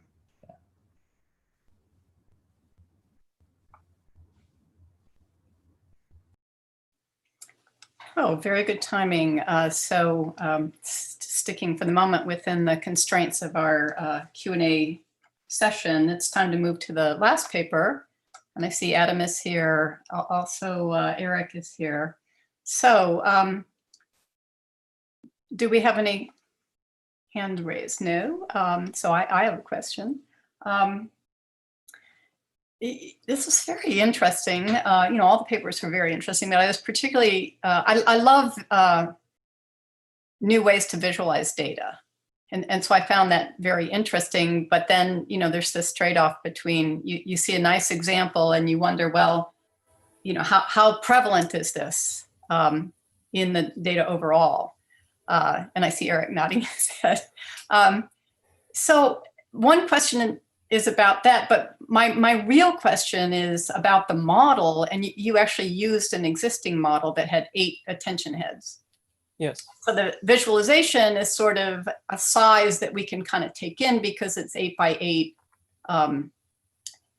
But other than that, do you see any reason to have more attention heads or fewer attention heads? Because that's sort of constraining exactly how you're going to visualize the data, as well as, you know, what the model is going to find. It's constrained to pay attention in 8 different ways. And that's, you know, it's very interesting, but at the same time, I sort of wondered, you know, how does this generalize and why 8? So could you say a little bit about that? I don't have a really good reason for choosing 8, other than that empirically it worked better than 6. Well, did you have control in the model of choosing the number of heads? Yeah. Okay, so you chose 8. Yeah. Yeah, in early experiments, I started out with 6 sort of arbitrarily and eventually tried 8, and it worked a little better. So I just, inertia was the main reason for sticking with 8. I think that we can see in some of those visualizations that a few of those attention heads do end up being redundant. So we could probably do fine with less. And I think one of my colleagues has sort of expanded on these experiments already and found that 8 is probably more than you need. But another, you know, on the, to contrast with that, some of the redundancy seems to be beneficial because then you have, for example, in the drink alcohol versus do you drink alcohol versus do you drink, it looks like some of those redundant heads can then shift and pick up on additional information in corner cases that are relevant to a particular class. So I think, you know, more than 2 is probably important. 8 might be too many. So did you want to say something about the dimensionality also? Because there's 2 dimensions to this representation, right? There's number of heads, but also the dimensionality of the embedding. Mm-hmm. Did you want to speak a little more to that, Adam? Are you so? I'll in the interest of time, I'll say. So the other piece of it is that you know, originally Adam was looking to do something where he was trying to build orthogonal representations, and so he was trying to go to this low dimensional projection where each head had a low dimension as well. It was 8 by 8, right? Yeah. Yeah. Okay. But the actual model that works the best, right, is 8 by 300 or something like that, right? Or some larger. 1,000. 1,000, right? Okay. So in some ways, you know, that visualization is a little bit of a fiction in that it's not what the full model is actually learning, but it's in the same style of the model. So it's in a way that we can actually visualize it.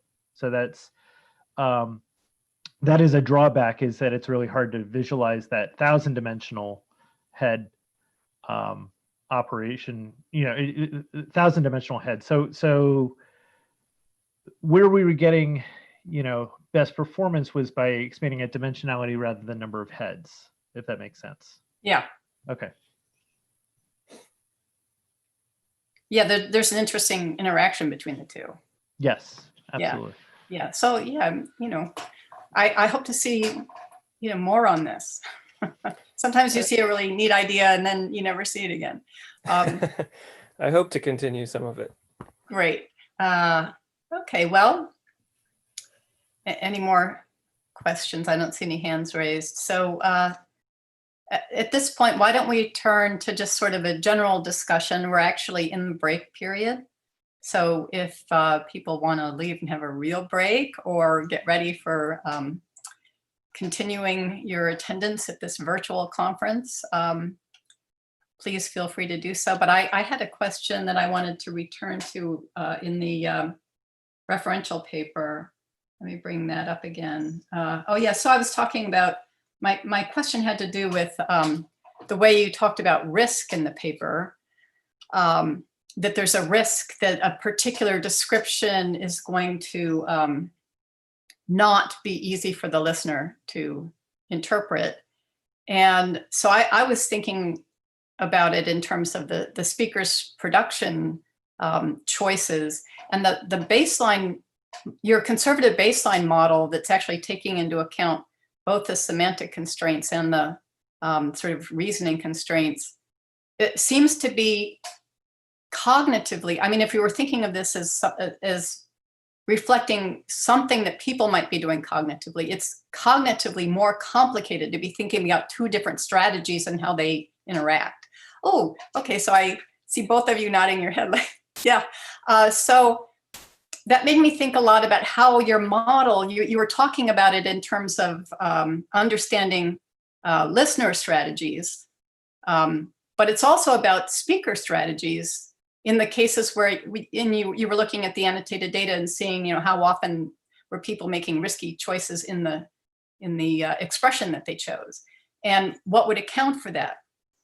So are you thinking in terms of this work being relevant both to modeling the behavior of the speaker in choosing a referential expression, and in terms of understanding how listeners, how to interact with different listeners?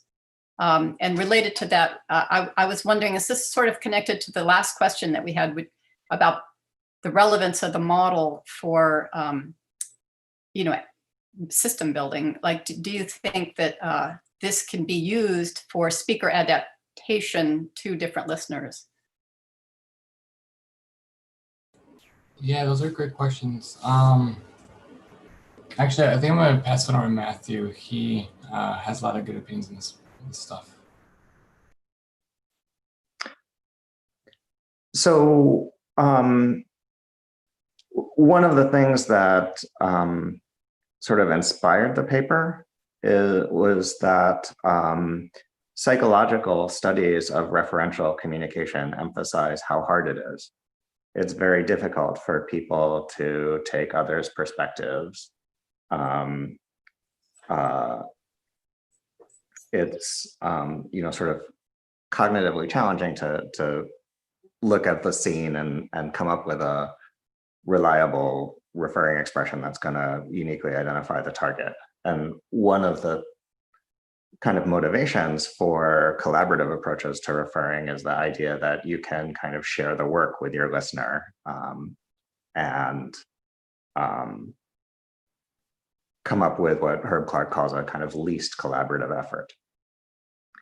And in some sense, one of the reasons why the conservative baseline model, although it doesn't take risks, it does wind up using rarer and more precise referring expressions because it insists on excluding the distractors and saying something true of the target.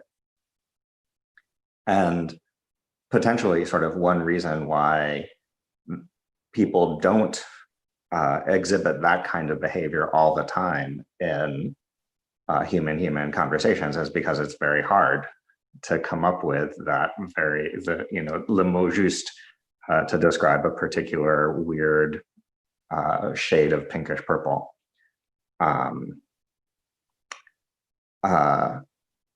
In terms of using this in dialogue systems, there are a variety of future directions that I think are important.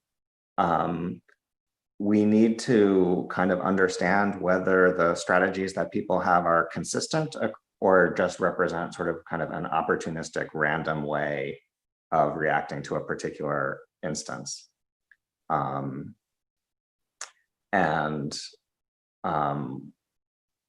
That's something that requires additional empirical work.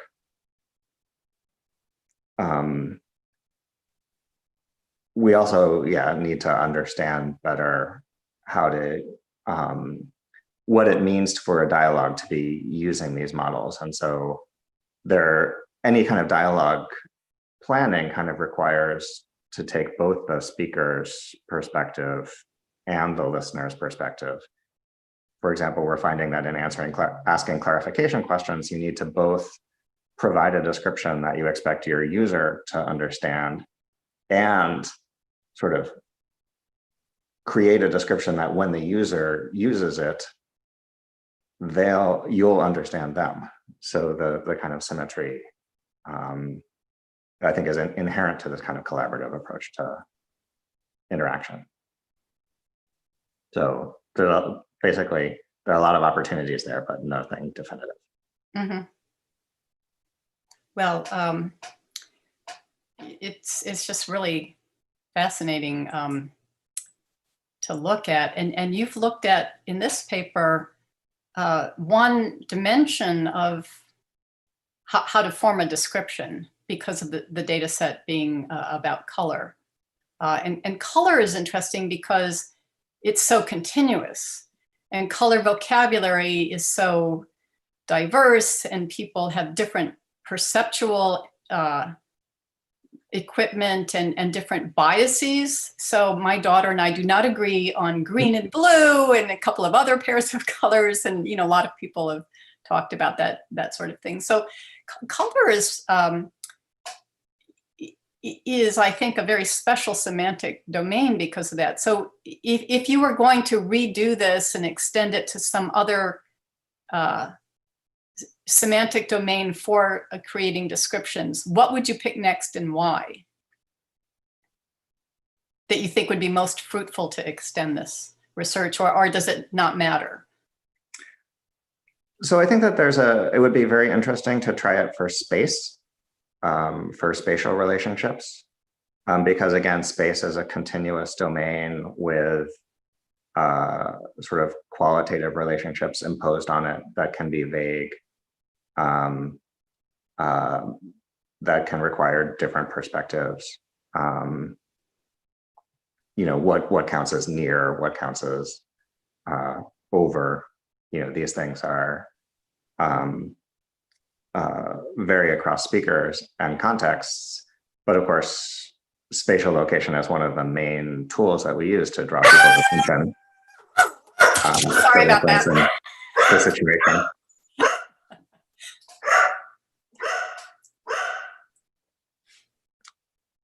One thing that's maybe different about space is that the terms are more flexible than colors, and that sort of people seem to have a pretty maybe idiosyncratic but consistent idea of where the boundary, say, is between green and blue. Whereas I think people may be more flexible about where the near and far boundary is in context. So that is a kind of next step for research that I think would be useful, but would reveal interesting similarities and differences with this experiment. Yeah, I think that would be really fascinating. So I hope you do that, because space and time are more directly encoded in the language or the lexicon across languages. And it's really just 4-dimensional, right? Whereas color is sort of n-dimensional because the lighting and the texture and all, and we don't really, we can discriminate color, but we don't use it in the same way that we use space and time. So I think that would be really, really interesting. So I look forward to seeing your work as you extend it there. Any other questions, or we could just have general discussion? And if not, I think I'm checking to see if we have all the speakers here. I think some of the speakers have left, but I want to thank everyone who presented for this session. Great papers and great presentations, and I think this was a very interesting discussion. So yes, thank you everyone, and thank you especially Casey and all of the SIGDIAL organizers. Thank you, Becky, for hosting. Yep, thank you, Becky. Thank you. The next session will start very soon, so please join us via YouTube.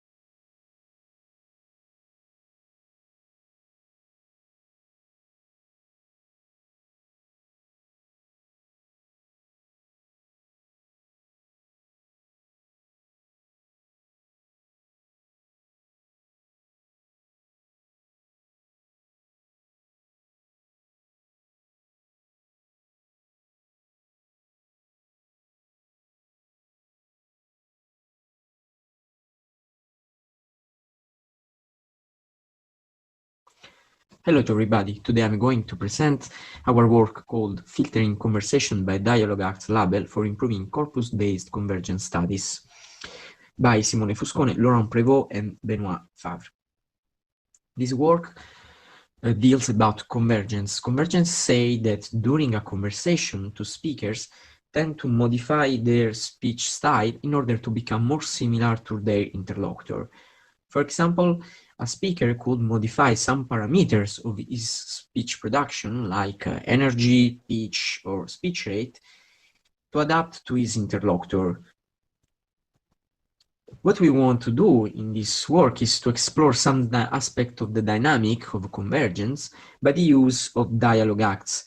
In particular, dialogue acts will be used as a way to control the variability of natural conversation, as we want to study convergence in a natural conversation framework. Our approach consists in taking each conversation of the corpus and dividing in two halves of the same length, same temporal length. Compute average values of the two speakers produced in the first and second half. For simplicity, we can call the two speakers speaker A and speaker B. So what we want to do is to check if in the second part of the conversation, the distance between the average values produced by the speaker A and speaker B, the Euclidean distance between them, decrease compared to this Euclidean distance computed in the first half of the conversation. The average is the average of the mean values computed per each turn produced by the speakers, while the variables that we scrutinized are energy, F0, and speech rate. The dataset that we used is called the switchboard, and it contained 2,438 telephonic conversations for a total of 543 speakers in American English. Here, to the participants were asked to discuss a pre-assigned topic. In addition to the switchboard, we use a subset of the switchboard that is called NXT that contain human annotation of dialogue acts. Is a subset that contains 642 conversations. So it's smaller, but it has the advantage of containing dialogue acts by human annotators. The general idea of the use of dialogue acts is that speech activities, different speech activities, can have an impact on the future extracted, on the extraction of the futures. For example, you can see in this example that a statement could be very different from a back channel. And so this could, taking all the speech activity as one object, treating it as one object, could produce some noise in the computation of the average values that we want to compare. So what we done was to choose the majority class of the dialogue acts that form the human annotation, the subset of the human annotation. And so we choose to compare statement, opinion, and back channel that represent the 71% of the dialogue acts of the switchboard. This way we could apply our approach, so predict the distance between the two speakers using as a predictor, as a fixed effect, the number of the halves, so first half and second halves of the conversation, and as random effect, the topic of the conversation and the ID of the speaker A and speaker B. In this slide, we are going to report just results that show significant results, but we compared different kind of subset, the entire switchboard and the subset NXT, taking all the dialogue activities without a distinction in the computation of the average. And then we compared similar speech activities of the subset of the NXT that are backchannel, statement, and opinion. As we can see, we report just statistical significance. Energy and speech rate exhibit a decrease in the second half of the conversation. In particular, energy has a strong effect compared to speech rate. For the case of backchannel, we found a significant effect for energy. This is due maybe because the computation of speech rate is very sensitive to the length of the turn that we are computing. So backchannel are very short, formed of very short utterances. So this introduces a lot of noise in the computation of speech rate. As we can see, even though we reduce the number of the number of data points to compute the average values in the first and second half, we could see that even though in the case of backchannel and statement, we found still significant effect. So in order to expand this work, we introduced in this work dialogue acts in order to automatically tag a dialogue acts tagger in order to automatically tag the speech activities of the speakers. As the segmentation of the turn as provided by switchboard doesn't match the dialogue act segmentation of the human annotators, we decide to tag the turn produced by the speakers. For example, if we have a turn that is formed by a back-channel statement and other dialogue acts, we will say that this is a statement. The second step, in order to reduce the noise in the labeling step, we merge similar dialogue acts activities, at least in the lexical or in the duration. So in this way, we merge statement plus opinion, back-channel plus agreement, finding a distribution of 52% of statement plus opinion and 25% of back-channel plus agreement. In this way, we compare the complementary part of the switchboard that doesn't contain human annotation with the speech activities that were automatically tagged with our tagger. We found that for statement plus opinion, we found again a decrease for energy and speech rate, and as expected, we found again for back-channel plus agreement a decrease in energy.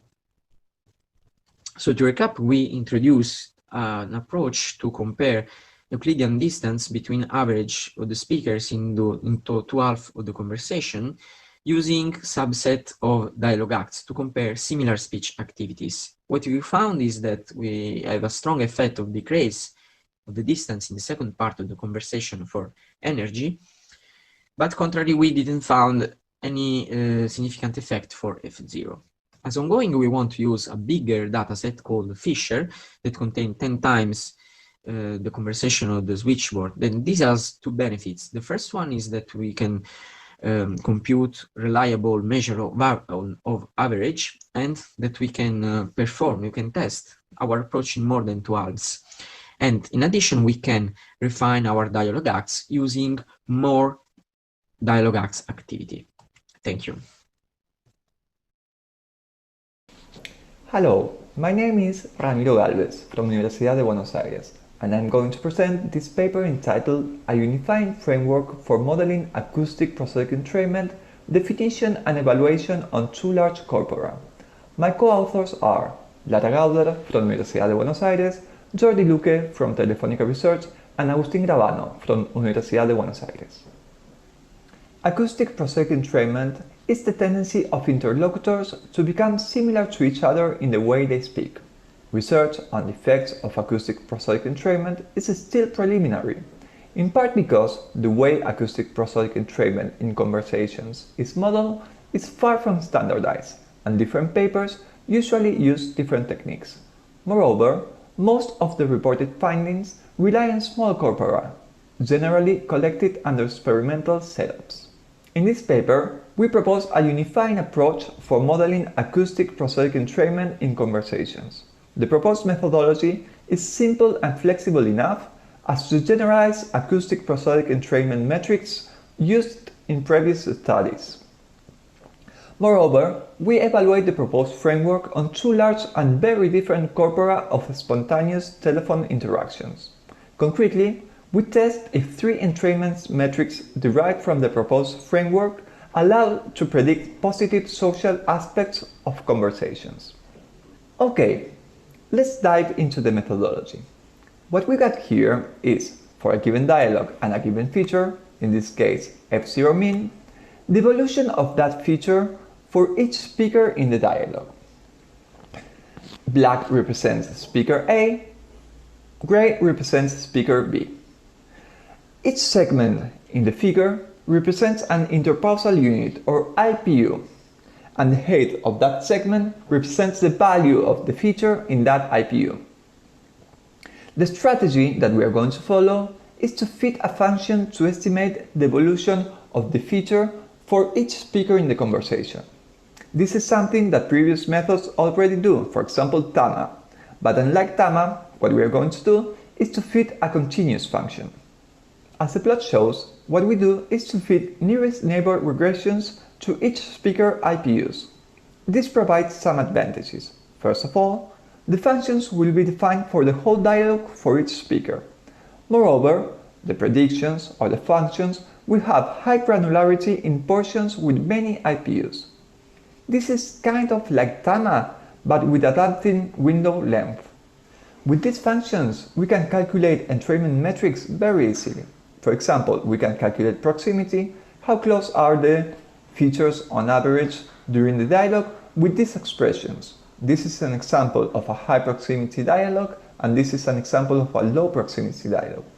We can also calculate how the features converge during the conversation, and we can use this expression to calculate convergence. This is a high convergence example, this is a low convergence or divergence example. Moreover, we can also calculate synchrony, which is calculated using these expressions. And what it shows is how the features co-evolve during the conversation. This is an example of a high synchrony dialogue, and this is an example of a low or anti-synchrony dialogue. These three metrics have already been used in previous papers. What we are showing here is that we can adapt them to take continuous functions as input. Up to now, I have presented the methodology we proposed in this paper. From now on, I will present results from an empirical study where we test if metrics derived from this methodology predict positive social outcomes. As I told before, we ran a series of machine learning experiments where we tested if metrics derived from the proposed methodology had any predictive power over positive social aspects of conversations. We studied two corpora, which differ in their spoken language, domain, and positive social outcome attached. First, we studied the switchword corpus in American English. The switchword corpus consists of nearly 2,400 recordings of spontaneous telephone conversations. The outcome that we tried to predict was naturalness. Basically, each transcriber, after transcribing each dialogue, had to rate each dialogue in terms of its naturalness. So that is the score we are trying to predict. The other corpus that we are going to work with is the call center corpus in Latin American Spanish. It consists of nearly 20,000 inbound call center conversations, and the outcome to predict in this case is self-reported customer satisfaction. For each dialogue in each corpus, we calculated proximity, convergence, and synchrony metrics on F0 max, F0 mean, intensity max, intensity mean, noise to harmonic ratio, jitter, shimmer, and speech rate. Overall, we calculated 24 features. We also consider external features, such as speaker gender, conversation length, among others. Concretely, what we did is that we trained and evaluated XGBoost models using different sets of input features. For example, we trained one model using only synchrony metrics, another model using only proximity metrics, another model using only external feature metrics, and so on. For each of these models, we use as the evaluation metric area under the curve. We use tenfold cross-validation to estimate our out-of-sample performance, and we search for hyperparameters using random search strategy. Then, for the best model we found, for each input set of inputs, we use SHAP values to interpret what they do with these features. These tables present our results. The left table presents results for the switchword corpus. We see in the top panel that when we do not include external features, the best model is the one that includes only synchrony metrics, and it obtains a result equal to 0.575. Remember that a chance result would be an area under the curve equal to 0.5. So this is above chance. When we include external feature, only considering external features achieves a better results than the best model that does not include them, right? 0.627. But what is really interesting is that when we add the synchrony metrics to this model, we achieve an even higher result. Well, when we see the results for the call center corpus, we see that when we do not include external features, the best model is the one that includes the 24 entrainment metrics, and the result obtained is equal to 0.582. When we only include external features, we obtain a result equal to 0.537. not higher than the one that does not include them. And when we add to the external features all the acoustic prosodic entrainment metrics, our results are equal to 0.582, equal to not including external features. So it seems that in this case, the features, the external features that we considered are not that really predictive. These tables present our feature importance estimates. As you can see, for the switcher corpus, the most important feature is that both speakers were female, then speech rate synchrony, then the length of the conversation, and so on. You can see that the top of the ranking consists mainly of external features, but the second most important is a synchrony related one. For the call center corpus, the top two features are speech rate proximity and speech rate synchrony. Then we can see that conversation length is the third one. Seeing feature importance estimates is really interesting, but we would rather like to see how the model effectively uses these features. In this slide, we present partial dependence plot for those features detected as important in the previous analysis. What this plot shows is that for each feature, how its value relates to the model's prediction.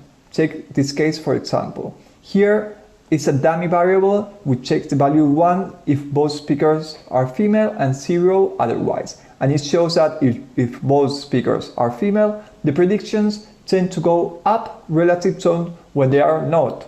And in this case, it shows the relation with speech rate synchrony. It shows that high values or really low values of speech rate synchrony tend to lower the model's predictions. The top 10 panels are the partial dependence plot for the switchboard corpus, and the bottom 10 are for the call center corpus. What we can see here is that it's not the case that always a higher value of entrainment is associated to a higher value of the predicted outcome. We can see also negative relations and inverted U patterns, where really high value or really low values are associated to low predictions.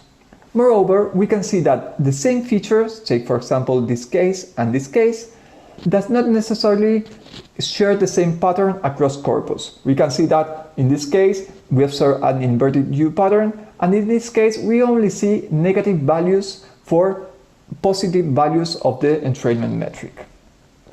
Summing up, in this paper we propose a unifying framework for modeling different types of acoustic prosodic entrainment in natural conversations. Moreover, using this framework, we tested on two very different corpora whether three entrainment metrics provide valuable information for predicting social outcomes. Results suggest that these metrics effectively relate to positive social outcomes. What we find is that AUC scores validate the proposed approach and suggest that acoustic prosodic entrainment is related to positive social outcomes.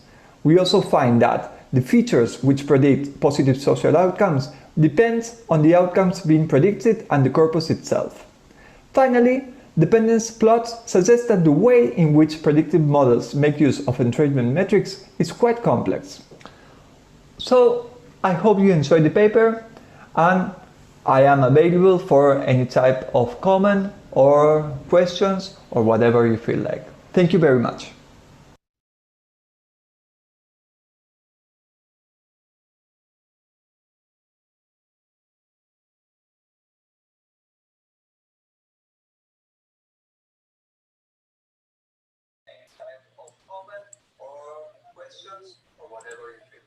Thank you very much.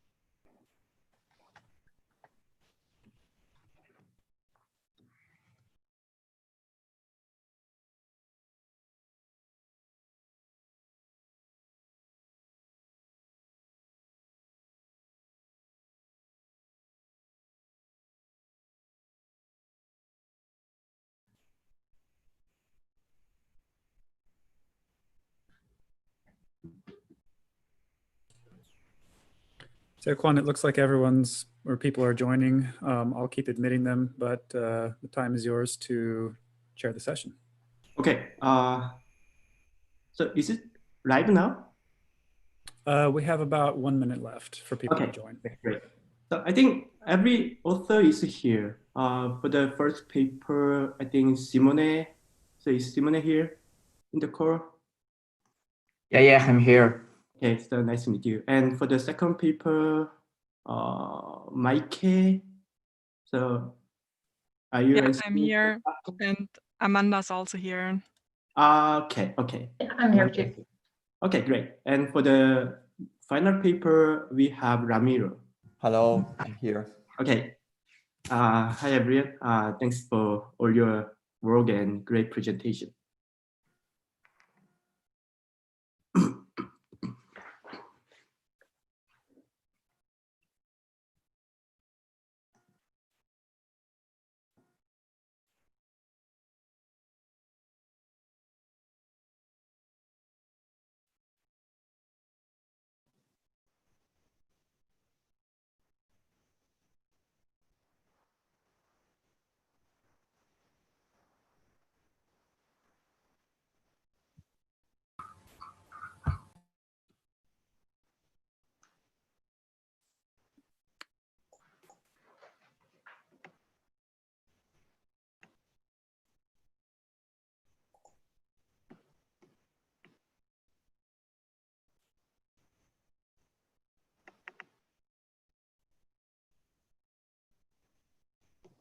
May I?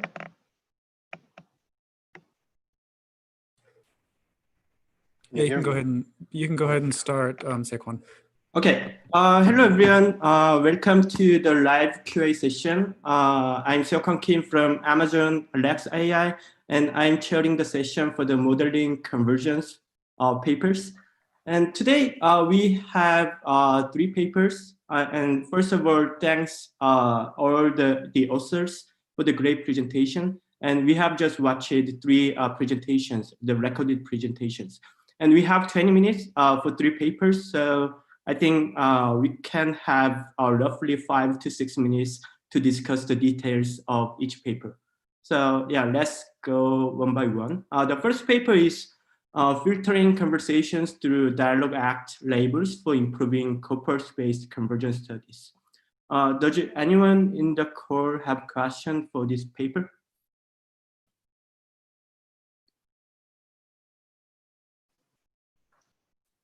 Okay, Iran. So Yep.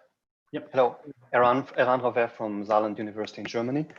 I have a question regarding the choice to split in the conversation into 2 parts and not 3 or 4 or 10, for example, because many features, for example, fundamental frequency, as you've shown in your work, are very dynamic and are very hard to capture when you split the conversation into 2 parts and take the average of all of it.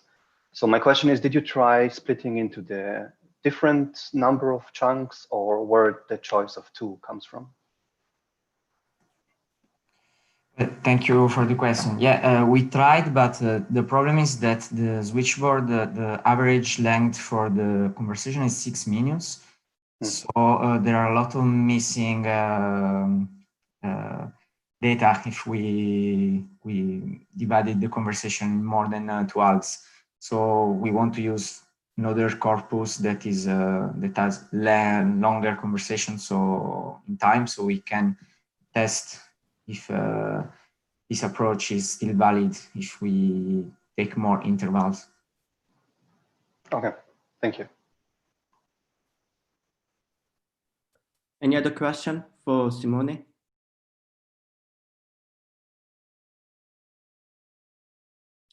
Okay, I have a few... sorry. Okay, go ahead. Sorry, just a quick question on switchboard as data.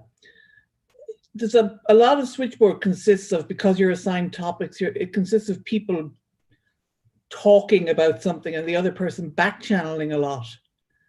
And obviously the acoustic characteristics of a back channel compared to an actual contribution are very different and shouldn't converge. So I don't know if you accounted for that in your talk. I didn't quite catch whether you had or you hadn't. Sorry, I haven't understood the question. What is? Okay.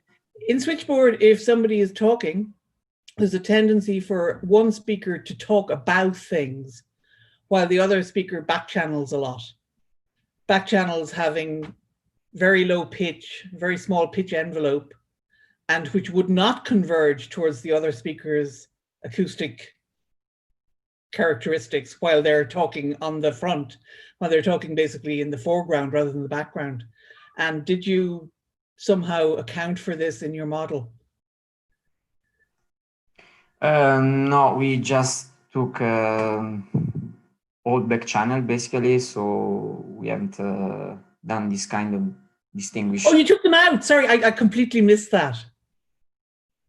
You took them all out. Sorry? You took them out. I didn't understand. Sorry. So sorry. Did you filter out the back channels? Did you remove the switchboard? Yeah. The back channels. Back channels. No. We took the back channels. Okay. I'll follow up on the chat. Thanks. Thank you. Okay. Do we have? Does anyone have any other question for Simone? I have one quick question. So in your work, you trained your own dialogue act taggers to get the dialogue act for the test data set. And looking at the result for the dialogue act tagging performances, there may be some errors provided by the dialogue act taggers. So I was wondering whether you have done any analysis to see the effect of the errors from the DA taggers.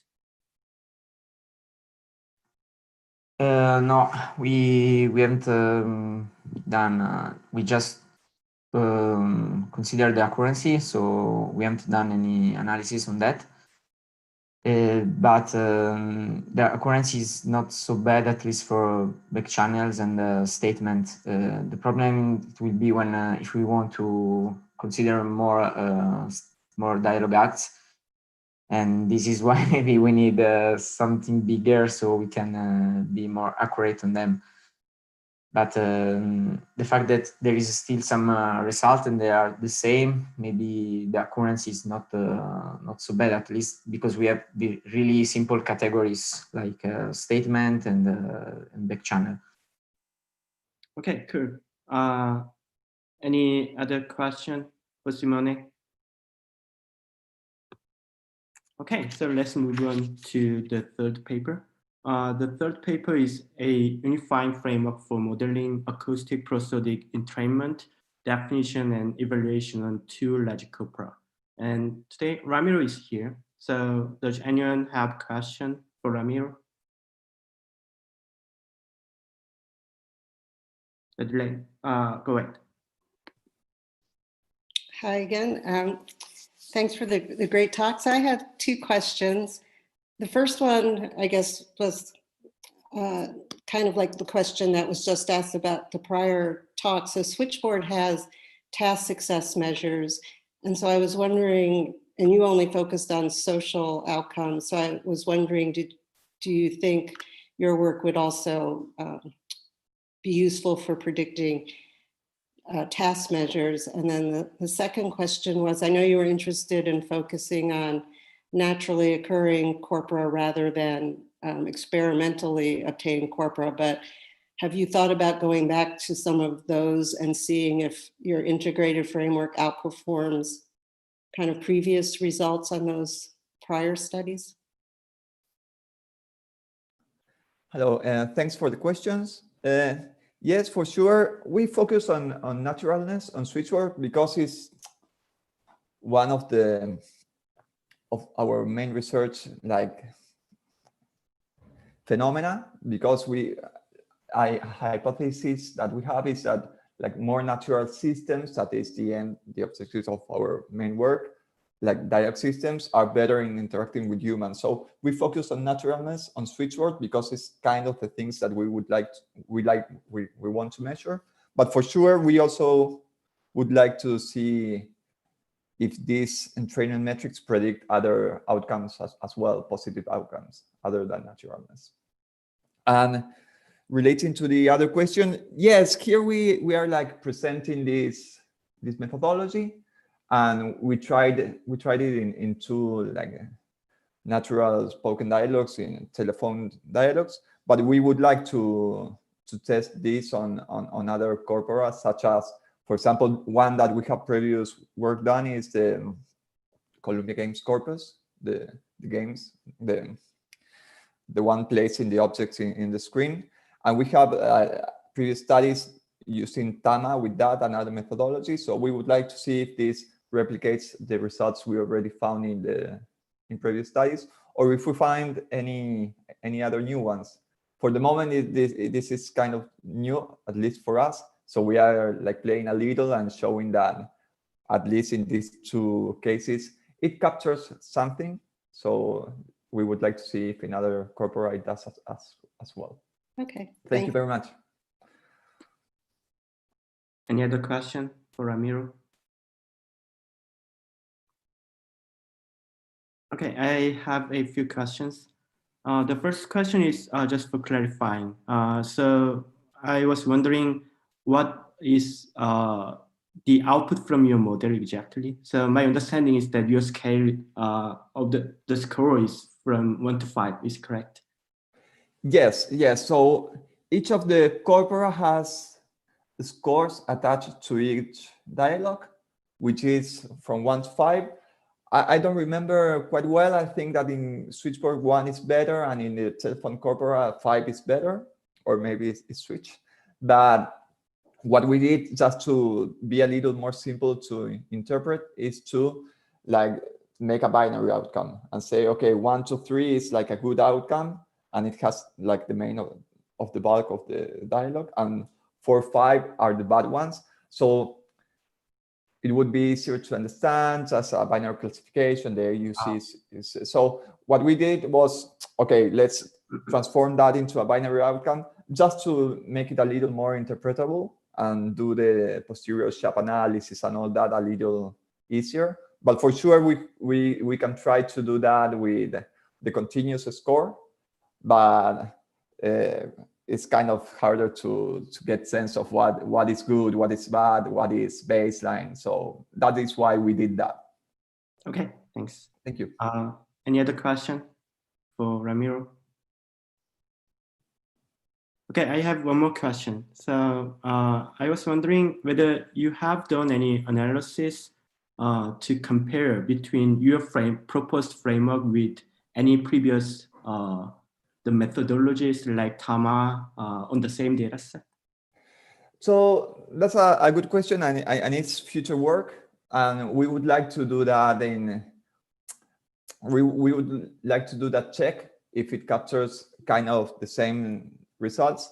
TAMA, as it's implemented right now, only captures, at least as it is presented in the papers where it was presented, it only works with synchrony. I think we can adapt that easily to the other two metrics like convergence and proximity. So yes, for sure, we would like to compare if we are getting something new with this methodology, or if it's just another way to capture the same phenomena, basically.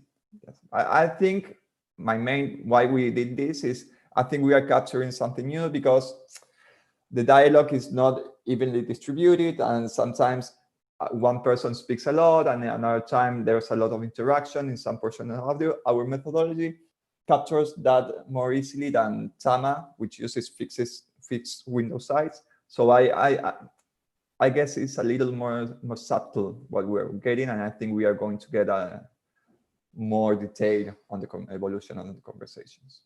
Okay, thanks. Let's get one last question from Jenny. Hi, thanks. Really nice paper and talk. It's sort of maybe not directly relevant to your research, this question, but I wonder, have you thought about correlating it with lexical entrainment or convergence, what you're doing over time, and maybe how would you do this? Like I really like, you know, in figure 3, how you show that these over time convergence plots and how this works. And I wonder if you have any thoughts just off the, or if you did try this. Thank you a lot for your question. We haven't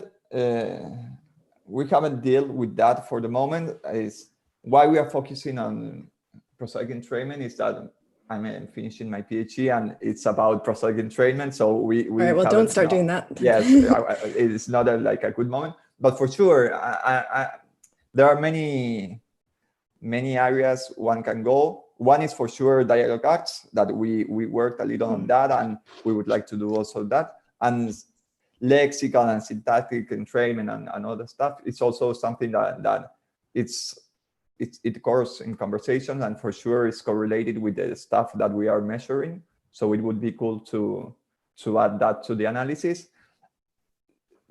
Right now, I don't know how we could adapt our proposed methodology to work with that, but maybe there's some way to do that, you know, to get some kind of function or something like that. But for sure, entrainment is like a multidimensional phenomenon, and we are just focusing on one.